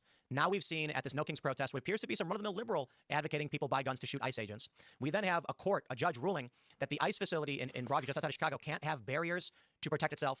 In Portland, when they put wood up on their windows to protect the glass, they got a zoning violation from the city. I fear that... Yeah, get fucked, losers. They don't like you. There is, whether intentional or otherwise, a combination of factors from extremism. Dude, it's like the guy at a bar who just doesn't understand that the girl doesn't like you. Like, these people are doing fine without ICE there, and they want to continue. Sorry. Bubbling up on the left, as well as the courts obstructing federal law enforcement's ability to protect themselves, which is leading us to a point where there will be an escalation of terror attacks on federal law enforcement. Like the Broadview facility being a very good example of the worst. I mean, in Texas... These guys want civil war so fucking bad. It's embarrassing. It's so embarrassing because they're not going to get it. They're not going to get it unless they try to take away our rights, unless they try to really, really fuck something up. You know, like military rule over the United States. They're not going to get it. And I don't even think the military would agree to that. Can we be honest here? Like, even with the political persecution inside of our military branch, I really can't imagine the military going along with a militant takeover. But these guys want it. They want it so fucking bad. It's so frustrating because I love America and I hate seeing us divided like this. But Tim Pool wants to see you murder your own neighbor. So how about that? Now there's a judge saying that in Illinois, where there's riots, they can't protect themselves with these barricades. I think escalation is all but guaranteed, and I don't know how we stop it. Have you guys thought about how to deal with this stuff? I know it's sort of getting into other territories, Trump with the National Guard, but this has me genuinely concerned for the safety of our law enforcement and the community in general. Well, I think President Trump's addressing in several words. First of all, Pam Bondi's National Guard isn't law enforcement. She's going to litigate. You know, she said it herself. These radical judges making decisions that don't consider public safety. They're more political decisions and decisions made on federal law or how the statute reads. But you know, we got some radical judges, and Pam Bondi and the Department of Justice are taking them on. They're appealing these cases, but that takes a while, like you said. So we're trying to plug holes until then. What are we doing? We're hardening our facilities to put more security features in the facilities. And you're right, some of the barriers had to be taken down. Well, that's one of the main reasons President Trump sent in National Guard. National Guard is not going there to enforce immigration law. They're going there to protect our facilities, protect our officers. So together with the, the DHS and DOJ and the White House here, we're trying to harden the facilities. We're sending more resources to a protective layer. Teams are big enough. We just don't have one or two guys going out in the public. The rest of them, we send a whole team that can not only in effecting arrest. Whole team, one guy. Have you guys seen the videos of ICE agents getting absolutely embarrassed? Like they can't catch some guy on a fucking scooter. Like, who the fuck are we hiring in this agency? I wonder if I can become a fucking ICE agent, you know? Wouldn't that be funny? If I just become an ICE agent? I'm just kidding. I would never do that, but I'm sure that's like, I'm right up there with the top of the qualifiers. While that arrest is being effected, you got officers in the background watching to make sure these officers are safe and looking at a 360 perimeter to make sure the operation goes successfully. So we're stepping up our game to not only protect the officers, but to also send a message we're not stopping. So I think between DOJ, DHS, and White House, we're trying to deal with this as quick as we can. But the bottom line is DOJ needs to get these appeals on calendar as soon as possible. Because I truly believe, look, I'm not a lawyer, but I can read. And I think the vast majority, if not all of them, will be overturned. Wow, by the I don't know about that, Tom. That's something I'm into. Can an ogre read? Do ogres or ghouls read? I don't know. I just can't. I can't tell you guys. The Supreme Court. We just got to make sure we push that agenda quickly. So I guess multi-part question. How many illegal immigrants I've seen wild estimates for how many illegal immigrants are currently in the country. Is it the mission of ICE and CBP to deport all criminal illegal immigrants, illegal immigrants in general? And do you think you will succeed if that is the criteria for the mission? Oh, we're going to succeed. We already are succeeding. It's like we'll surpass 600,000 removals the first year of Trump, and that beats the record by 200,000. But look, how we succeed. Every criminal threat we take out of the community and deport, every national security threat we take out of the community and deport makes this country safer. I don't have a number, but I said this from day one. we're going to prioritize public safety threats and national security threats, and the data shows As this, they're just treading water. You guys, I kind of want to see what Hakeem's got going on. I'm gonna be honest, guys. So they're just treading water. So I think we're gonna end our time with Tim Pool there. Thank you, thank you very much, Tim, for your amazing, amazing soliloquy with Tom Homan, looking like a melted gremlin. A melted gremlin from Middle Earth. Thank you. Anyways, I want to hear what Hakeem said, but first let's get into some news articles. Pardoned Capitol rioter charged with a threatening to kill Hakeem Jeffries at NYC event this week. I am going to very quickly go get some water, and I will be right back. Shut. Excuse me? What is this? 4 weeks. Okay. And Republicans have refused to... Oh, okay. We're on 2 times speed. We don't want that. Hakeem gets the normal. Everyone else... Hakeem's our fucking Democratic leader. Okay? That's our Chad right there. Our Chad in chief. Hold on. Just give it a minute. Oh, is that the new Congresswoman? I'm pretty sure it is. Un-American and unpresidential behavior. Okay. Be right back. Oh. Okay, stop. Jeffrey. Tens of millions of Americans. All... Oh my goodness. What's happening? This is that DNC. This is that DNC camera. That Republicans have refused now for 4 consecutive weeks to swear in Representative-elect Adelita Grijalva, depriving hundreds of thousands of people in the state of Arizona of the representation that they deserve, particularly during this challenging moment in the country. And once again, on the House floor during a pro forma session, Republicans refused to recognize the distinguished gentleman from the great state of Maryland on behalf of Representative-elect Grijalva, who should be sworn in today. It's already 4 weeks too late. It's now my honor to yield to the top Democrat on the House Judiciary Committee, Representative Jamie Raskin. Thank you, Leader Jeffries. And I want to say I was alarmed and distressed to read that another January 6th pardoned convict has been picked up, this time apparently in connection with saying he was coming to New York looking for you, Mr. Jeffries, saying he was going to eliminate you. And apparently you had a public event in New York yesterday, and he's been picked up for that. And it's an alarming situation where now we have many of these January 6th defendants who have been picked up on other offenses. The Department of Justice is not zealously prosecuting. All right. All right. Oh shit. I guess that was my mic was still on. I'll be damned. Anyways, guys, that's the story we're going to be getting into. As he was saying, our boy Hakeem was threatened by one of these January 6th fucking crazies, dude. Anyways, pardoned Capitol rioters charged with threatening to kill Hakeem Jeffries at NYC event this week. This is a article by Scott McFarlane. A pardoned Capitol rioter was arrested last weekend for allegedly threatening to kill House Minority Leader Hakeem Jeffries. Court documents obtained by CBS News and Christopher Moynihan was arrested Sunday after saying in text messages that he planned to eliminate Jeffries when the House Democrats spoke at an event in New York City on Monday. Jeffries spoke at the Economic Club in New York on Monday. Moynihan was arraigned Tuesday and entered a plea of not guilty. According to court filings by prosecutors in New York State criminal case, Moylan wrote Hakeem Jeffries makes a speech in a few days in NYC. I cannot allow this terrorist to live.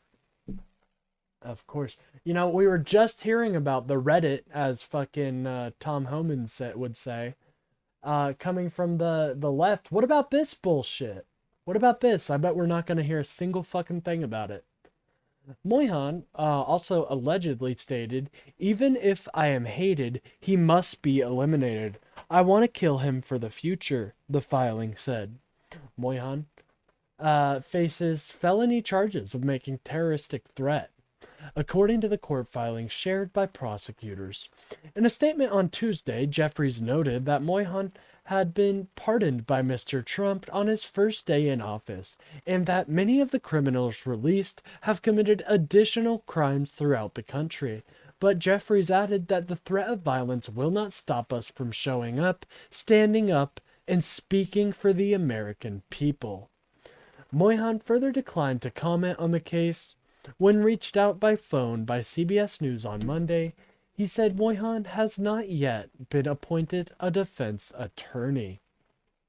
Anyways, folks, that is just an example of how utterly crazy these January 6ers are. Luckily, I think they get into it with this speech, but these January 6ers, I can't believe they were just pardoned like that. They killed a cop, ladies and gentlemen. They killed somebody, put somebody in permanent vegetative state, and now they're going in and committing even more crimes. It's embarrassing for our justice system. But let's hear from Hakeem.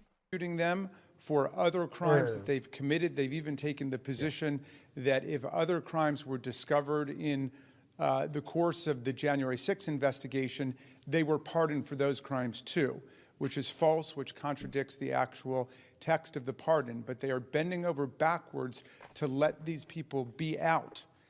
And it's a very dangerous situation. And I said on the very day that Donald Trump pardoned 1,600 people en masse without obviously studying the details of each individual case, that President Trump and his administration would be responsible for whatever happens with these people. They've got a responsibility to rein them in.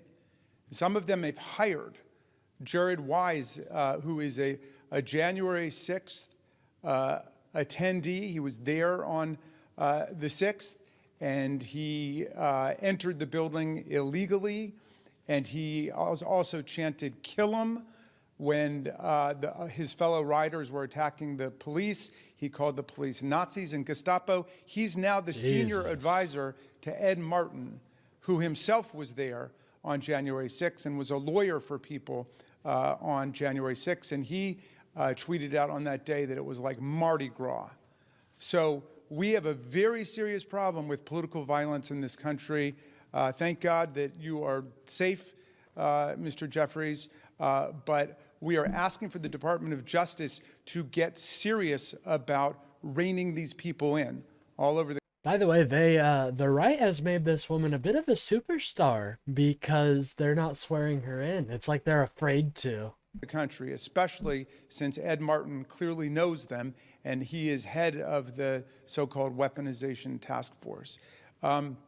It was my honor and it was my pleasure to be accompanied today by our new colleague, Congresswoman-elect Adelita Grijalva from the great state of Arizona.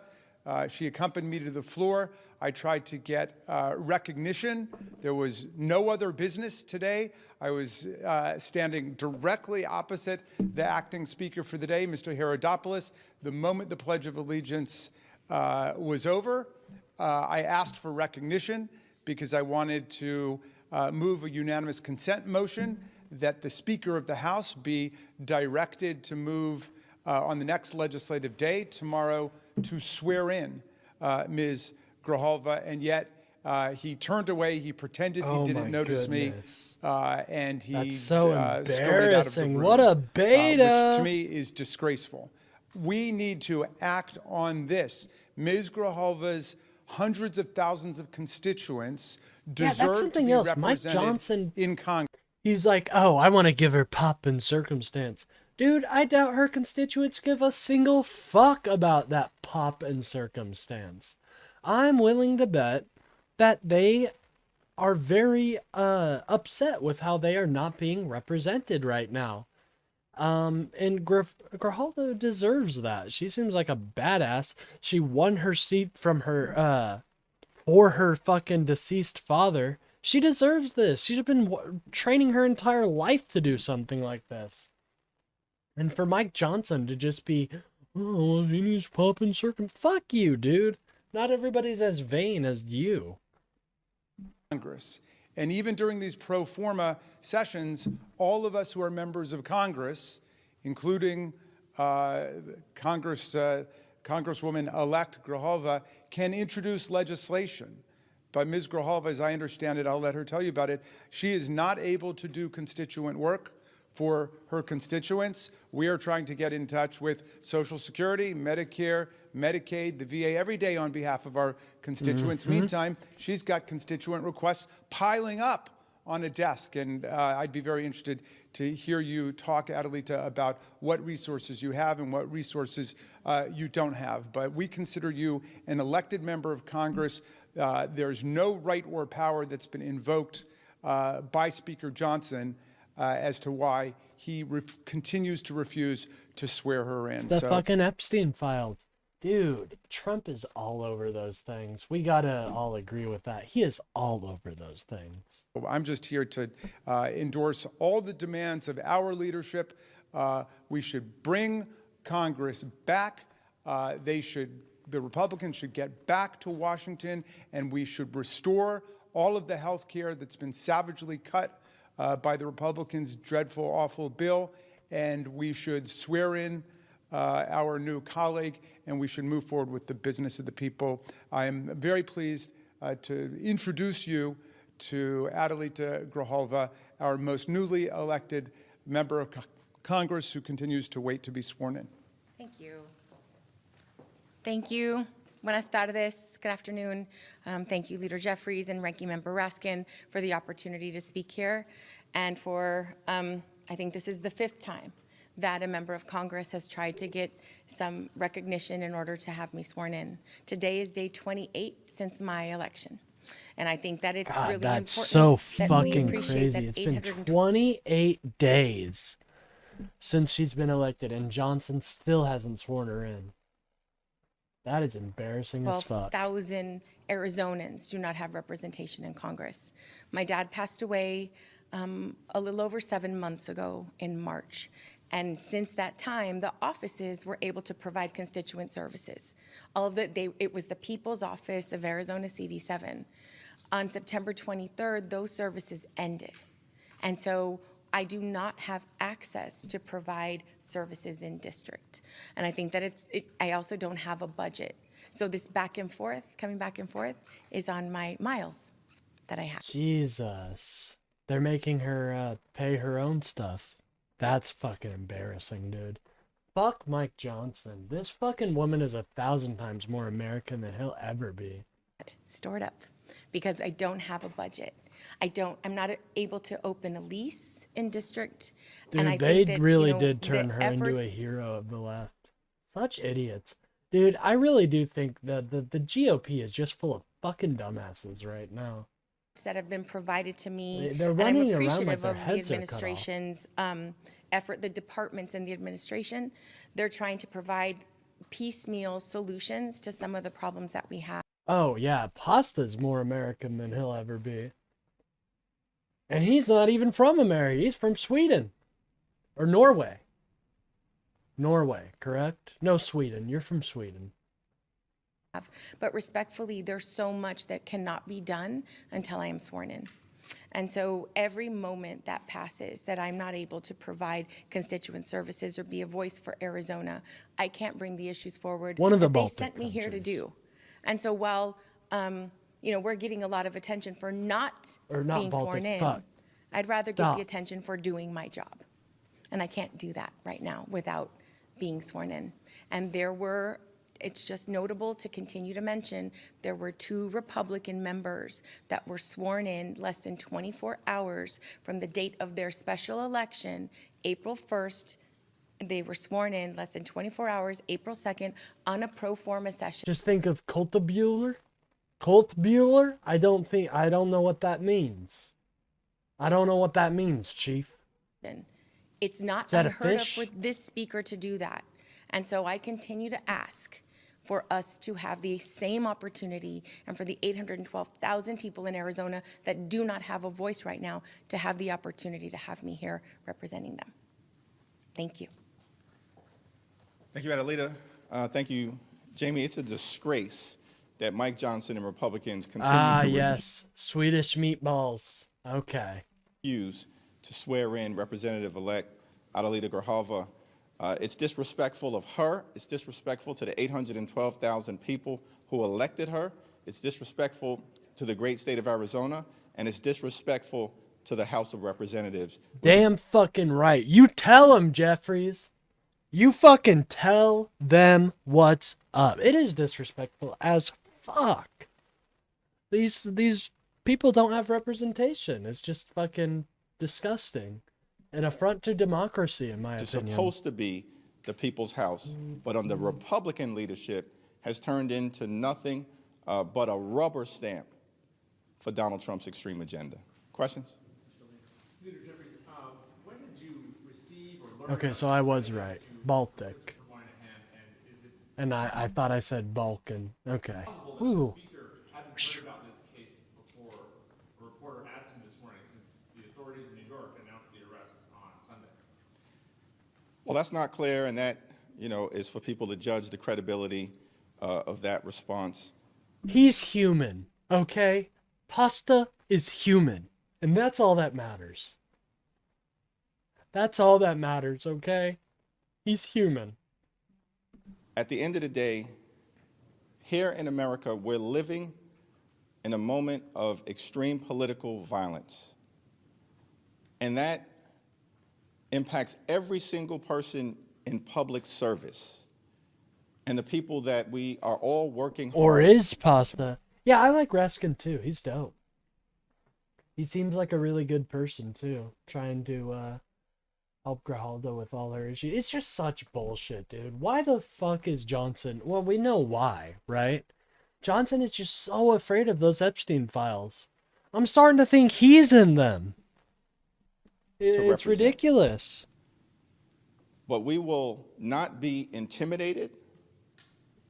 We will continue to show up and stand up and speak up for the American people. That's true. He is, Pasta literally is Pasta. So, But he's a Pasta human hybrid, I believe. So, because if he was just Pasta, he wouldn't be able to type. So, I believe his Pasta human hybridicity makes him human. And, he's able to talk. So, that has to count for something. He's able to type. To improve their quality of life, to address the extremism that is being unleashed on everyday Americans by this administration all across the country. We will not bend. We will not break. We will never bow down. God, listen to this man. Look at that chatified jaw and tell me you are not just melting over this man's speech patterns. I mean, good Lord. And when it comes to these extremists out there, you better watch how you talk when you talk about me. Next question. Oh, fire! Fucking fire! You better watch how you talk when you talk about me. Ugh. He didn't fucking... Was that nasty? Was that nasty in a good way? That was sick nasty. What are you guys thinking? That was just like the power of God went into me. Good afternoon. Thank you. Is the only way the government can reopen if Donald Trump gets engaged in negotiations?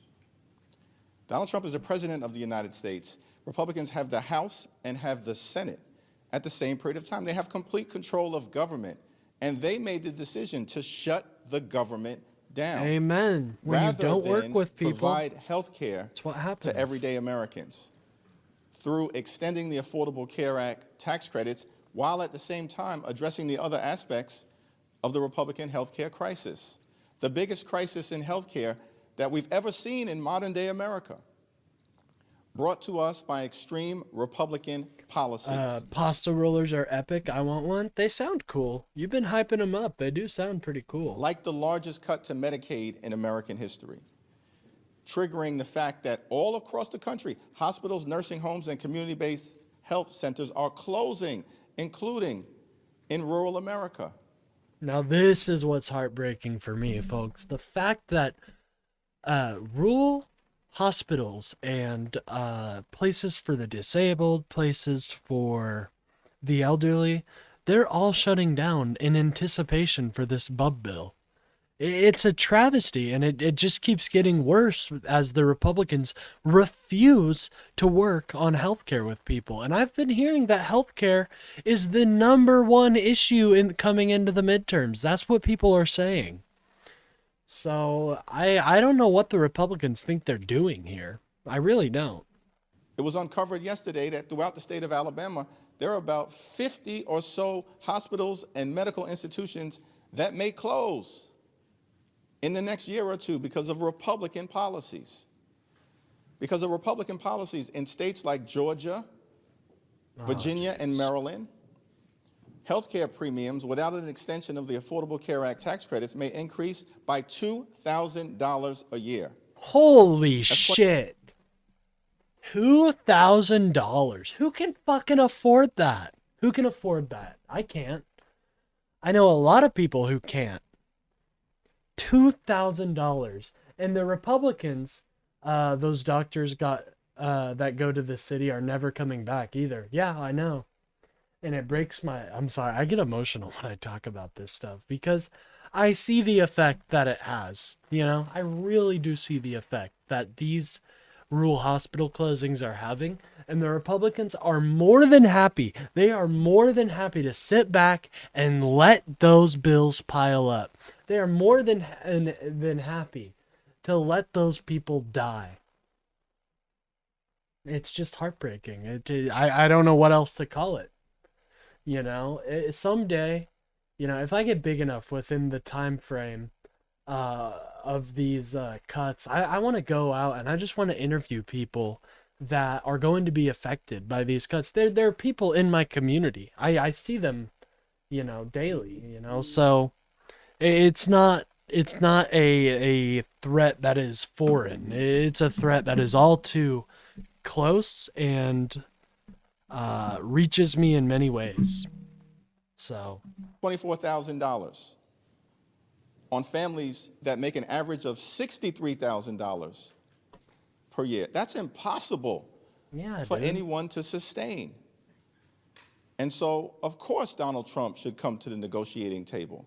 And Democrats have been very clear that we will sit down with any of them, anytime, any place. I thought the Democrats have played a master's hand with the cards they've been dealt. I really feel with the Epstein files, and now their position, I think they were smart not to close the government during the initial run, because now they're in so much of a better position to fight this. It's I think it's a win-win. I think we did a great job. So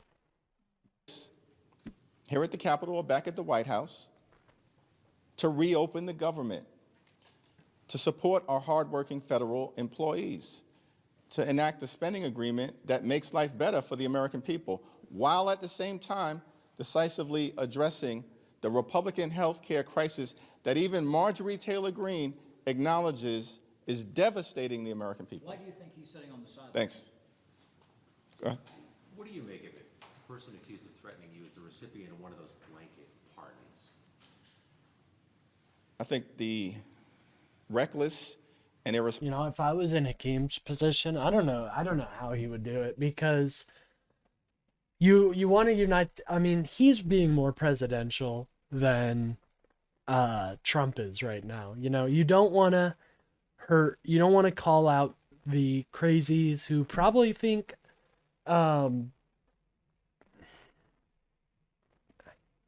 you don't want to upset the MAGA base because we are at the end of the day trying to win them over.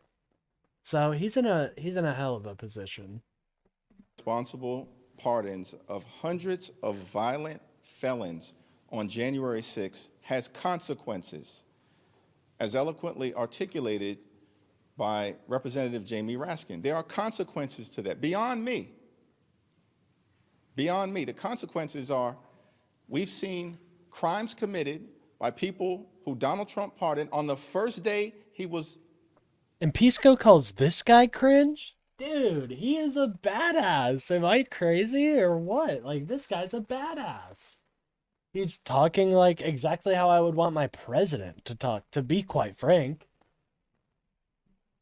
Sworn into office by folks who have been released back into society all across the country. Some of them violent crimes. And so there are consequences to these irresponsible... Some of them, child-related crimes. Actually, a lot of them. ...responsible actions, and not a single House Republican has walked away from them. Not a single one. There are consequences when these extremists who are part of the Trump administration label the entirety of the Democratic Party as terrorists. Yeah, I know. And we are like so fucking peaceful, dude. Like, yeah, we got some crazies on the left, but let me fucking tell you, dude, like a lot of the Democratic Party really does just want to make things work. They want to get together, and you've seen it with their bipartisan. Look at the bills they pass. Look at the bills the Democrats pass. You see Republican signatures on there. Look at the bills the Republicans pass. One, maybe two Democratic signatures. I think that's all you have to see. That's all you have to look at is look at the House and the Senate activity. And you see just a boatload more bipartisanship coming from the Democrats than you ever do from the Republicans. And that's so frustrating because I want to be in a society where I value the opposition's ideas. I just don't agree with them. But I don't value authoritarianism. I don't value religiosity. You know, I don't value any of those. So I can't take what they're saying seriously. You know what I mean? It's a sad state. It really is. I take more value from the lefties, you know what I mean? Which sucks. I want to engage with a lot of the Republicans, but they run on these super partisan lines that don't ever get anybody anywhere. Criminals, there are consequences to that beyond us. We all know what we've signed up for, but there's pain being visited upon the American people because of actions taken by Donald Trump, supported by House Republicans and Senate Republicans on day one of his presidency. And I'm going to yield to my two colleagues, but by the way, what Donald Trump promised to do on day one of his presidency was lower costs. Yep. What was it? Grocery prices would come tumbling down, folks. They would come tumbling down, apparently. And I don't know if you guys have noticed, but those grocery prices have not come tumbling down. Not by a long shot. So... for everyday American. That was the promise. He lied to the American people all of last year. Did he ever say I was going to pardon hundreds of violent felons who brutally beat police officers at this Capitol on January 6th? Did he ever say that? Was that the promise that Donald Trump and the Republicans made to the country? No. They failed to lower costs, have done nothing. Life is more expensive for everyday Americans. Electricity costs up. Grocery costs up. Housing costs up. Now they want to jack up healthcare premiums on working class Americans. But they have time. It's such scum shit what they're doing. They have time to pardon people, but they don't have time to save grocery prices. They are just such losers. Prices are going up, release guys. them back I don't know into if you've society, noticed, but they're going up. Threatening the public safety of everyday Americans, and then can't spend a moment trying to make life more affordable, make healthcare more affordable for the American people. Oh, dude, healthcare really is going to be an issue. I believe it. I mean, they're gutting the ACA, so how are people going to afford healthcare? They're just going to fall by the wayside if they don't have some sort of subsidy. So I really am super proud of our Democratic leaders for standing up to this. Can I add Jamie? one thing to this? Let's Thank you go, for that Jamie. question. Up until Donald Trump, the pardon process was governed by Department of Justice rules, by statute, and of course by the Constitution. And there was a very set pattern, which is each pardon application was considered on its own. It was analyzed what exactly that person had done, what they were convicted of. And up until Donald Trump, nobody had ever been pardoned who had not paid back in restitution their victims of a crime or paid back fines to the government. In other words, you had to make yourself completely whole, then you had to demonstrate that you were rehabilitated, that you accepted the reality of your offense. Now, contrast that with what happened with Trump. He gets in on his first day in office without any reports from the pardon attorney about any of these people, any recommendations saying that they have paid off their restitution, they've paid their fines, they've made peace with their victims and so on, they've apologized to the police. No, none of that had happened. Instead, they issued a blanket pardon for everybody who had stormed the Capitol and participated in the shocking and atrocious events of January 6th. So what do you have in that mix? You have people who have been convicted before for domestic violence, for assault, for armed robbery, you name it, drug dealing, gun Lots of CP related dealing, charges. all of that's in there. And what do you know? After this mass pardon happens, people start getting picked up again. There's a guy down in Richmond who was burglarizing all of the houses in his neighborhood. And now this guy, Moynihan, says he's going to eliminate the minority leader of the United States House of Representatives. Too bad for him, the bullets would just bounce off his chin. Yep, they ain't getting much far. So Those bullets they have ain't enough getting far people against over at Jeffries. the Department of Justice who know a lot about January 6th, including Ed Martin, who was there tweeting on that day, describing it as a day of celebration like Mardi Gras, and his senior advisor, Jared Wise, who was here yelling, "Kill him," about the police, that they should know how to get these people into line, because it's a very dangerous situation. And I just want to add finally to what Mr. Jeffries said. Speaker Johnson described the exercise of First Amendment rights across the country by 6 or 7 million Americans as part of the No Kings rallies as a hate America rally. Fuck that. I love America, folks. You know what? I think we can let me just prove to you, I love America so much. America is such a beautiful country. The people are amazing. Not that people everywhere aren't amazing, of course, but there's this culture in America, right, that is just accepting. You know, it doesn't bleed through into the politics, but when you actually go there, there's just this feeling of not caring of what another person does, which is why I find Trump's mindset so toxic, because it poisons the American ideals. You know, we believe in success. We believe in good work. You know, America is just so great. We've done so many great things. You know, one of the programs I was so proud of, and it broke my heart that Donald Trump cut it, was USAID. You know, we provided food to millions of kids around the world. That's something to be proud about. You know, and I'm so happy that America, you know, more Americans are starting to stand up and say, no, this is not what we're about. And I think we're going to start seeing more. I think the third No Kings protest will be even bigger. To be honest, I see it becoming a celebration for Americans. I see it becoming a holiday where we celebrate our right to be free. You know, where it's not associated with the founding of our country. It is a day wholly created by the American people, which is why we're so fucking great. You know, we have that ability. Why our Constitution is so great. So I fucking love America, okay?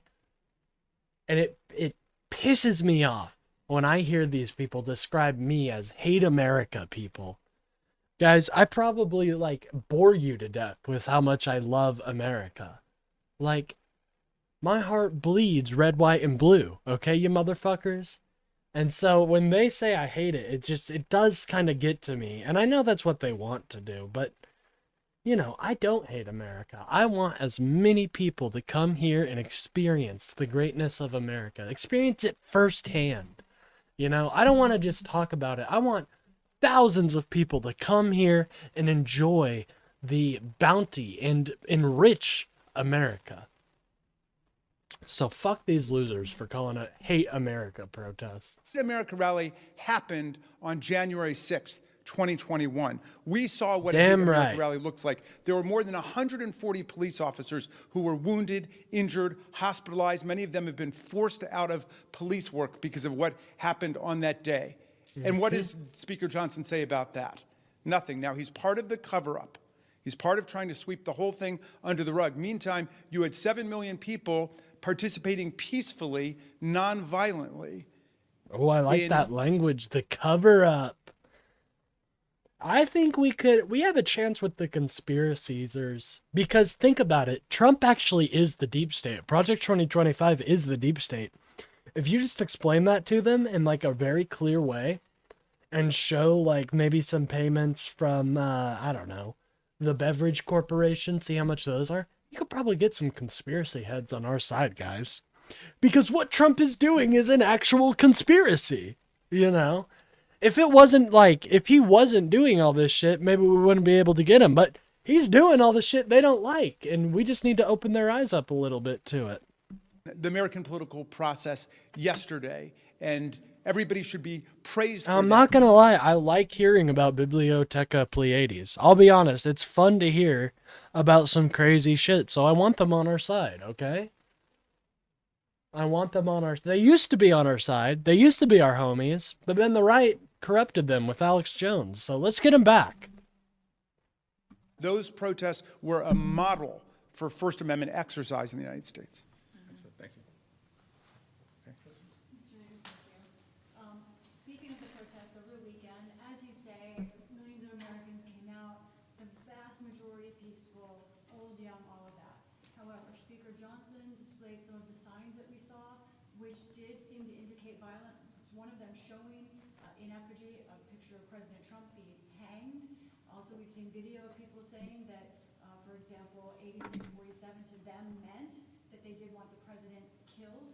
How do you respond to those on the left using that kind of rhetoric? We've continued to make clear in this country that political violence directed at anyone at any time for any reason, wherever it emanates from, is unacceptable. Dude, he just fucking did better than fucking Trump could. That's crazy. He just did better than Trump could.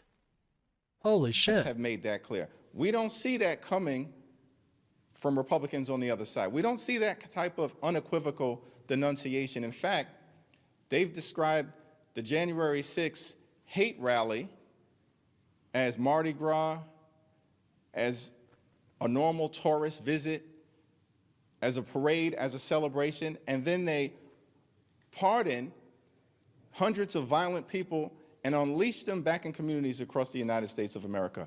This group of people, these extremists on the other side, they have zero credibility, zero, on the issue of political violence. And these Republicans, they are not the party of law and order. They're the party of lawlessness and disorder in all of the ways, including the ongoing crime scene at 1600 Pennsylvania Avenue, which is running the largest pay-to-play scheme in the history of the country in real time. And we hear nothing but crickets from Mike Johnson and the other side of the aisle. Get lost with your denunciations. The No Kings protest was peaceful, it was powerful, and it was patriotic. Millions I would really love, like, can the No Kings protest become a thing every year? I think America would love that. And it's really true to our name. No fucking kings. We come out, we celebrate. No fucking kings. That's, that's our fucking motto. Millions of people, more than 7 million people. And so I've got no time for these people on the other side of the aisle. Are you worried about rhetoric on the left? We have continued to denounce political violence wherever it emanates from. It will be nice to see that type of denunciation coming from Republicans. Amen, dude. It would be nice. That, in Arizona, we know very well what political violence looks like. Former Representative Gabby Giffords was shot while she was doing a Congress on Your Corner event. I think that what needs to be done is complete condemnation of any violence. And God, what a badass. I love her. I love her, guys. She's a new fucking hero of the left. I like her a lot. I really do. She speaks very well. And she seems to be very focused on her constituents, which is huge. A lot of representatives in the Trump admin don't give two fucks about, or not the Trump admin, but on the Republican side don't give two fucks about their constituents, as you can see when they cut their health care. think about when we've all served locally, right? We all want to encourage people to get involved in our political system. The best representatives are those that are homegrown and are motivated to do this kind of service, like a public servant and servant leadership. And when we are faced with violence and attacks, it doesn't matter how strong people look on the outside, it shakes you on the inside. There is absolutely no reason why Leader Jeffries' family should be concerned about his safety. Nobody should have to deal with that kind of hate and violence on a regular basis. And so we can nitpick all of the little details, but fundamentally, this is not okay, and this is not normal. Passion. Guys, am I tripping here? I'm seeing her becoming the next. She might be up. She might be one of them. Like, this is why I love the Democratic Party. You don't see types of candidates like this coming out of the Republic. You just don't.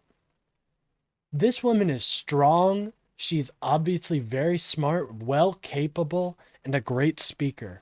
Has an amazing story, too, about winning the seat back after her father passed away. You don't hear that type of shit on the Republican side. It's usually just, oh, he's the son of an oil millionaire. Okay, makes sense. It's not. And when you have a president who is... And she's passionate, too. Like, I'd be tearing up at this type of shit. Hearing about how I'm now a representative, and I'm one of the I'm probably a targeted representative because I'm the one that, all the Democrats are bringing up. So I understand why she's a little shooken up right now.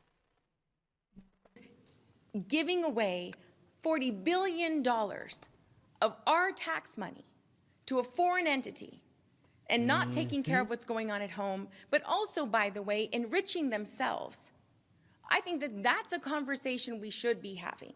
But when we talk about signs here and there, and I was in Tucson, it is beautiful. There are like 4,000 people there, all walks of life, all ages. The vast majority had never gone to a protest before. I know. Doesn't that make you smile, dude? Doesn't that that makes me smile. It makes her, you can tell she's happy about it. Dude, that's so fucking dope. That's thousands of Americans, potentially millions of Americans who had never engaged in the civil process of protest. That's a right as an American. That is something you have to do as an American. And for the first time, people got to experience that. That's beautiful. That's pretty cool. And I think what that shows, and it's an indication of the general unhappiness and displeasure of the American people in this administration. Michael. Thank you, Mr. Leader. We're 2 weeks away from 3 important elections. California 50, New Jersey's got gubernatorial election, Virginia's gubernatorial election. I'm curious to know if you think those 3 elections are to 2026. Just how are you thinking about those elections? I know you've had varying degrees of activity in each of those. Just want to get your general thoughts. It will be a signal about where the country is headed in the midst of dealing with the national nightmare that is the Trump administration and the Republican sycophants in the House and the Senate who are embracing all of this extremism. That's what the New Jersey gubernatorial election is going to represent. That's what the Virginia gubernatorial election is going to represent. And that's what Prop 50 in California is going to represent. And we're Hey, going if to you live in win. California, please do vote Prop 50. Like, that is huge. In California, I was there all weekend. We're going to win in California, stop Trump from stealing the election by rigging congressional maps all across the country, and we're just getting started in California. Oh, hey, how's that for the lefties that don't think the Dems do anything? We're just getting started, baby. We're just getting started. Don't go anywhere. Don't touch that dial now. We got some stuff going on. Remember I said this, just getting started in California.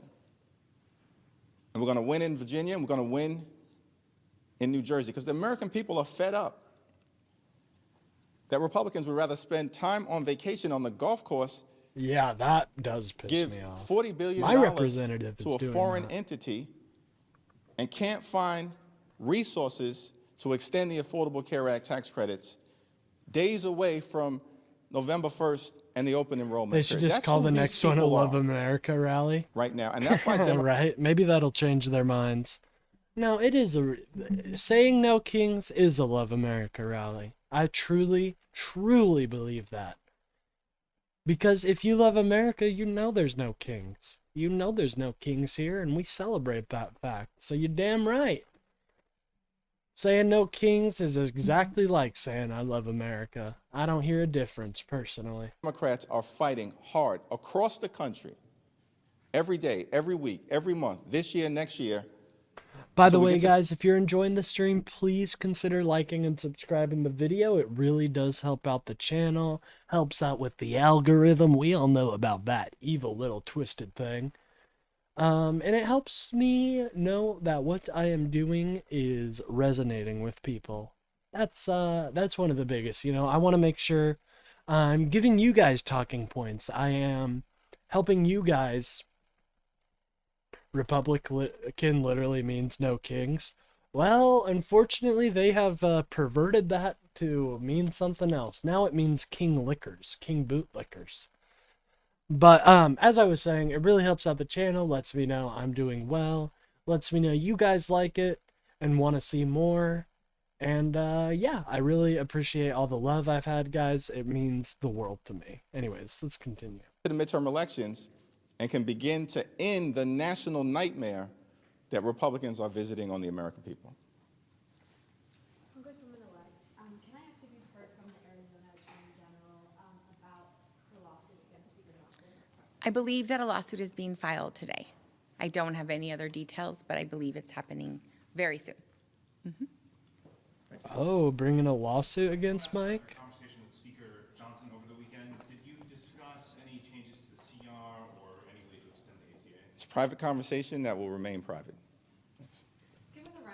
God, look at how, dude, a fucking Chad. Private conversation will remain private. Numbers have increased security, and if so, what is the legislative path forward? Could there be a vote on a standalone bill? Because there was some language in the CR. Well, Representative-elect Adelita Grijalva said it in such a powerfully eloquent way. But we have a responsibility here in Congress to make sure that everyone can safely do their jobs, particularly in the People's House, because we pride ourselves in this institution as being the entity in the federal government that's closest to the American people, that's out and about with the American people, that reflects the hopes, the dreams, the aspirations, the fears, the concerns, the anxieties, in the words of the framers, the passions of the American people. That's what makes the House so special. And so for members to be able to continue to do their jobs in that regard, we certainly have to increase significantly the amount of safety that is provided. And we continue to work on that. Significant steps have been taken and more needs to be done. But at the same period of time, what's even more important, in my view, is that we work on issues of importance to the American people. House Democrats are here. We'll be here all week. We were here last week. We were here the week before and the week before that. Ready, willing, and able to do the job. Ah, to be a House Democrat right now, you are kind of a Chad, right? It's like you are doing what you can to help the American people. To reopen the government, to address the Republican healthcare crisis, to deal with the fact that America under Donald Trump, including because of his tariffs, has become far too expensive. And the Republicans are doing nothing about it. Literally, these are people, these extremists. I think it was earlier today. They were dining on taxpayer dollars at the White House. Guys, is this not a Marie? Dude, Donald Trump is this generation's Marie Antoinette, if he's not careful. He is totally, this is a let them eat cake. The ballroom is a let them eat cake moment. Am I wrong? The ballroom is a let them eat cake. Oh, the people want a ballroom. It's so gaudy and embarrassing, dude. When they just enacted the largest cut to nutritional assistance in American history. And the consequences of that policy are being felt right now. They literally, Republicans, ripped food out of the mouths of children, hungry seniors, veterans, and family. Why did they do this? To provide massive tax breaks to their billionaire donors. You guys wonder why I am so against the Republicans and why I fucking hate them?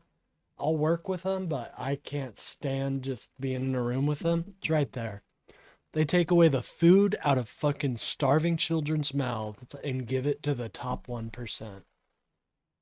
That's why I have an issue with them. That's really why I have an issue with them. Anyways, we're going to move on from that. We have this article by AP. Anti-science bills hit state houses, stripping away public health protections built over a century. Now, we're not going to read too much into this. We're just, I really do just want to kind of read this portion, the investigation section, and then the probably like to here. Anyways, this is by Michelle Smith and Laura Unigar. Anyways, AP.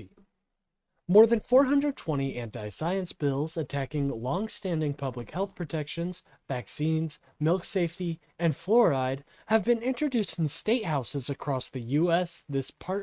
As part of an organized, politically savvy campaign to enshrine a conspiracy-driven agenda into law. An Associated Press investigation found that wave of legislation has cropped up in most states, pushed by people whose close ties to the Health and Human Service Secretary, Robert F. Kennedy. The efforts would strip away protections that have been built over a century and are integral to American lives and society. Around 30 bills have been enacted and adopted in 12 states.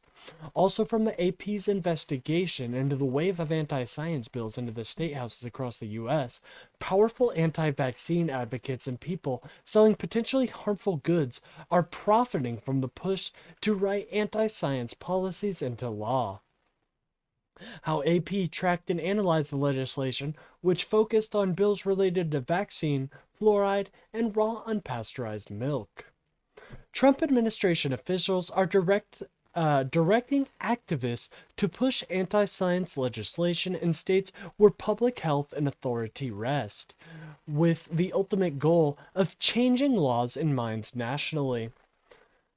The effort normalizes ideas fueled by anti-vaccine movements that Kennedy has helped lead for years. His Make America Healthy Again agenda makes anti-science ideas while promoting goals such as making food more natural or reducing chemicals. Meanwhile, vaccine rates continue to fall, allowing these infections the infectious diseases, measles, and whooping cough to make comebacks as Kennedy has sought to broadly remake federal policies on public health matters, including fluoride and vaccines.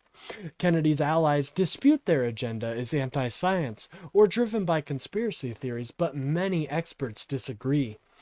The march of conspiracy thinking from the margins of to the mainstream, now guiding public policy, should be a wake-up call for all Americans, said Devin Burgert, president and executive director of the Institute for Research and Education on Human Rights, who has tracked anti-vaccine movements for decades. Peoples are literally dying from the result of this.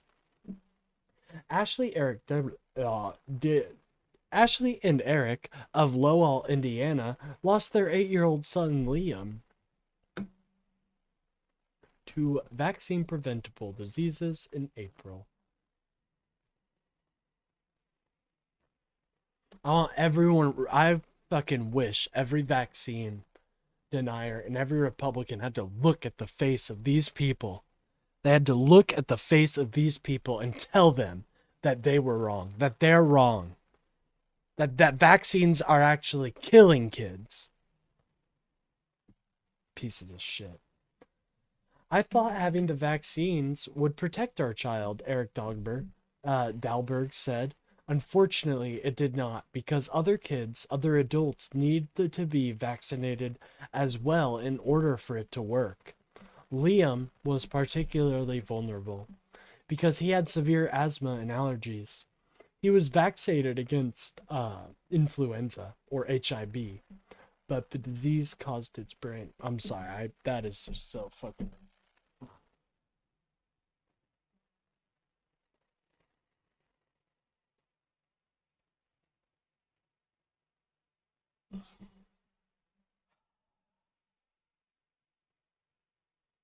Eight-year-old kid.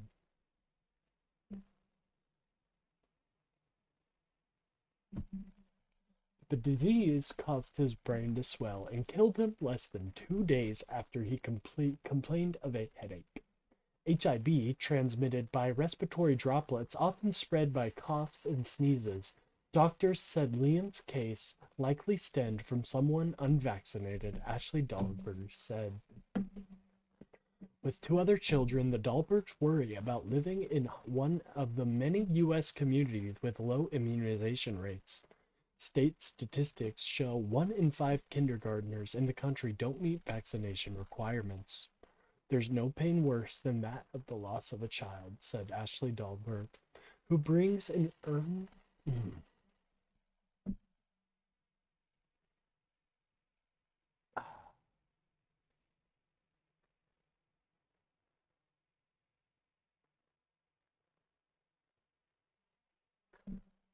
Who brings an urn with Liam's ashes on family camping trips so he won't be left out. This is what RFK does. This is the type of hurt that RFK is bringing to everyday Americans. Everyday people, hundreds of lives being ruined because RFK doesn't want vaccines. It's ridiculous. Look at that little fucking piece of shit. Brainworm controlling him and all. And all these poor children.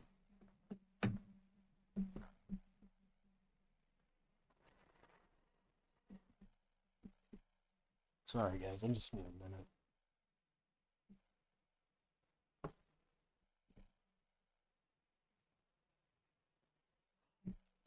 The Dahlbergs and others are fighting a strong anti-science movement that stresses health freedom but disputes proven health measures. Experts say global vaccine efforts have saved more than 150 million lives since 1974. Cavities have declined dramatically since community water fluoridation began in 1945, and milk pasteurization has saved millions from foodborne illnesses. Despite those successes, activists spread false conspiracy theories, some dating back decades. The safe vaccines injure or kill large numbers of people, that fluoride is used to poison the population, or that pasteurization makes milk less nutritious and primarily benefits the dairy industry. Oh my god, that's so fucking ridiculous. In its analysis of legislation, AP focused on these three public health policies, which have clear medical evidence behind them and on targets of the Make America Healthy Again movement. AP searched 2025 legislation in all 50 states, analyzing more than 1,000 bills collected by National Conference state legislators and the bill tracking software plural for whether they undermine the science-based protections of human health. Anti-vaccine bills, 350 of them, were by far the most common. They come at the issue from various angles, barring discrimination against unvaccinated people, creating criminal offenses of vaccine harm, requiring blood banks to test for evidence of vaccination, and instituting a 48-hour vaccine waiting period. Legislators acknowledge that sometimes draw inspiration from other state bills. Bills in numerous places target mRNA vaccines, which were credited with saving millions of lives during the COVID-19 pandemic. 2 bills in Minnesota falsely designate them as weapons of massive destruction. Since vaccines... Oh God. Kansas is there. Since vaccines became more politicized during the pandemic, more extreme vaccine bills have passed, says Dory Reese, a vaccine law expert at UC Law San Francisco.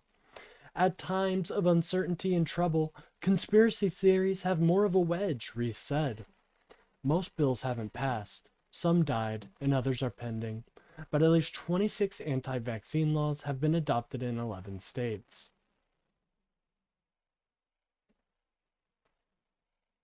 Look there, and that is the most alarming. Wow. Most of these bills were supported by at least one of the 4 national groups connected to Kennedy: MAHA Action, Stand for Health Freedom, the National Vaccine Information Center, and Weston A. Price Foundation. The groups also opposed dozens of science-driven bills, including ones that would protect people by tightening rabies vaccine requirements for pets. What the fuck? There are webs of connections among the groups in Kennedy. MAHA Action has been run by people close to him, including his longtime and they made those tax breaks permanent. Oh, they did. And now this same group of extremists? Sorry, brother. Tony Lyons and former campaign, including his longtime book publisher, Tony Lyons, and former campaign staffer, Del Bigtree. Stand for Health Freedom, which was co-founded by CRG, who now advises the group and volunteers with MAHA Action. The group Kennedy used to lead children's health defense was a sponsor of conference held by NVIC and Weston Price. Kennedy has been a featured speaker for both groups. When Kennedy purged the federal committee that advises on vaccines, he picked NVIC's research director as a new member. And it goes into I don't know how much this is one of the heartbreaking things for me, guys. Like, the vaccines really do save lives, and to see that Kennedy is just wrecking it, it's hard to read into. So anyways, check that article out. It'll be in the description. Some Americans fear high health insurance premiums. If ACA enhanced subsidies expire, they very much worry.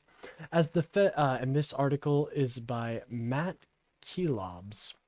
As the federal government shutdown enters its third week, some Americans are worried about the future of the Affordable Health Care Act subsidies. The subsidies, or premium tax credits, help lower or eliminate out-of-the-pocket cost of monthly premiums for those who purchase insurance through the health insurance marketplace. They were enhanced during the COVID-19 pandemic and are currently set to expire at the end of 2025. Democrats have been demanding the Republicans pass extensions of the subsidies before the government is reopened, while the GOP says it won't negotiate until a clean funding bill passes and the government reopens. A recent analysis from KFV found that premium payments could more than double in 2026 if the ACA enhanced premium tax credits expire. Some Americans who rely on the tax credits to help pay for some of or all of their family premiums told ABC News they're worried if their subsidies expire, they may be forced to choose a less comprehensive insurance plan, or they may not be able to recover the cost of their premiums. We can't afford to have insurance. Doug Bucott, 67, from Eglin, Illinois, told ABC News that his wife Shadeen has amyotrophic lateral sclerosis and currently receives her insurance through the health insurance marketplace. Shadeen Bucott, 58, started off on Blue Cross Bronze Plan, or the lowest tier, but as her disease progressed, the couple decided to upgrade to a Gold Plan, the highest tier, which covers a higher percentage of her healthcare cost. The premium under this plan is $1,273 per month. The Bucats receive enhanced premium tax credits that cover $670 of monthly premium, leaving only $603 to pay for themselves. Without the premium tax credits, Doug Bucott said they cannot afford to pay the premium out of pocket each month. I've heard premiums could rise anywhere from 25 to 50%, he said.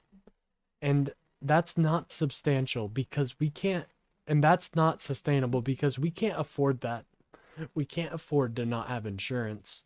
Doug Bucart said his wife doesn't qualify for Medicare and that they don't meet the income threshold of quality for Medicaid. We're stuck in the middle because normally with an ALS diagnosis, you're automatically eligible for Social Security disability insurance and Medicare, but she doesn't have any work credits, so she doesn't qualify for Social Security disability. He explained, so right now, we're doing everything off of my Social Security, and it's very hard to try and pay all the bills and keep insurance. If they mess around with the marketplace insurance, it's going to make it impossible for us to avoid insurance.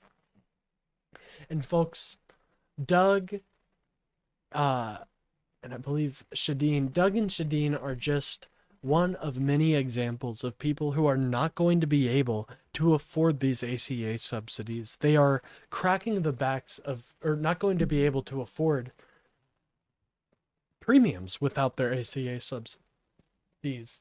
It's just another example of how the Trump administration is cracking the back of average Americans with this big, beautiful bill. It's going to hurt Americans across the board, and Trump doesn't even seem to care.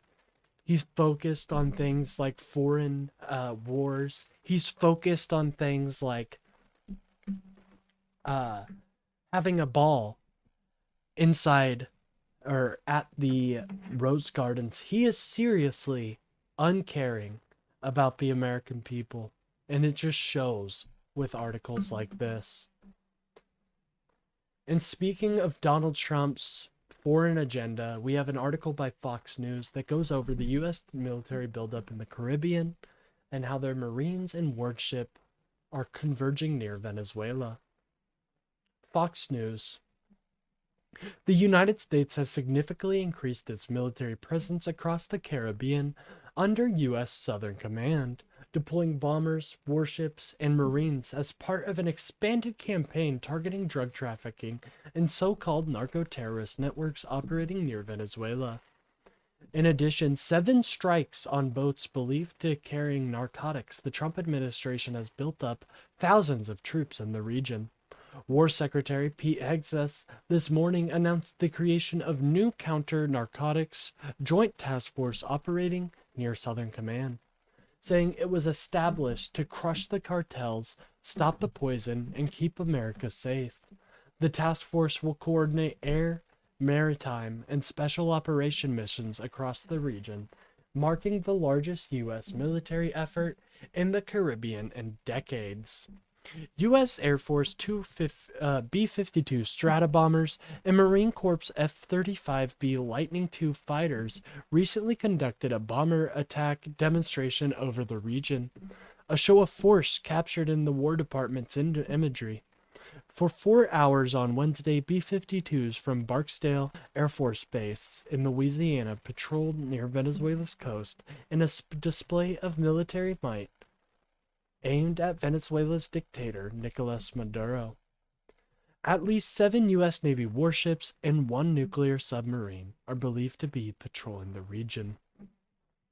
And this is just another example of how Donald Trump is using the military to affect non-military things. You know, for years it was understood that you have to counter narcos operations at home. You can't counter them because they will always find a way. But Trump, I'm sorry, the vaccine article did kind of bum me out, guys. I can't lie to you. You can probably hear it, but it breaks my heart that a child had to be a sacrifice for RFK's stupid experiments.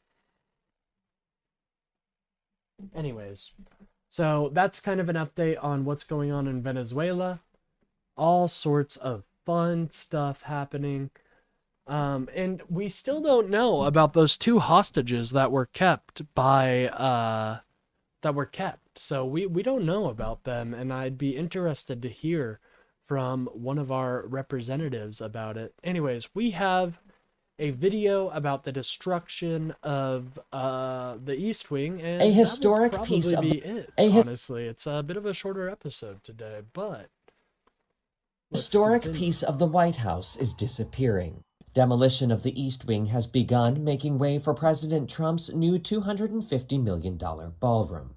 Franklin Roosevelt constructed the primary structure of the East Wing in 1942, and it's long served as the main entry point for guests and tourists. It was designed as a graceful passage toward the White House residence, lined with portraits of first ladies and framed to the south by the Jacqueline Kennedy Garden. Beyond its historic halls, the East Wing also houses the office of the First Lady and the White House Social Office. The White House on Monday started tearing down part of the East Wing to build President. They said, fuck that fucking shit! We're tearing it down! We're making a ballroom! You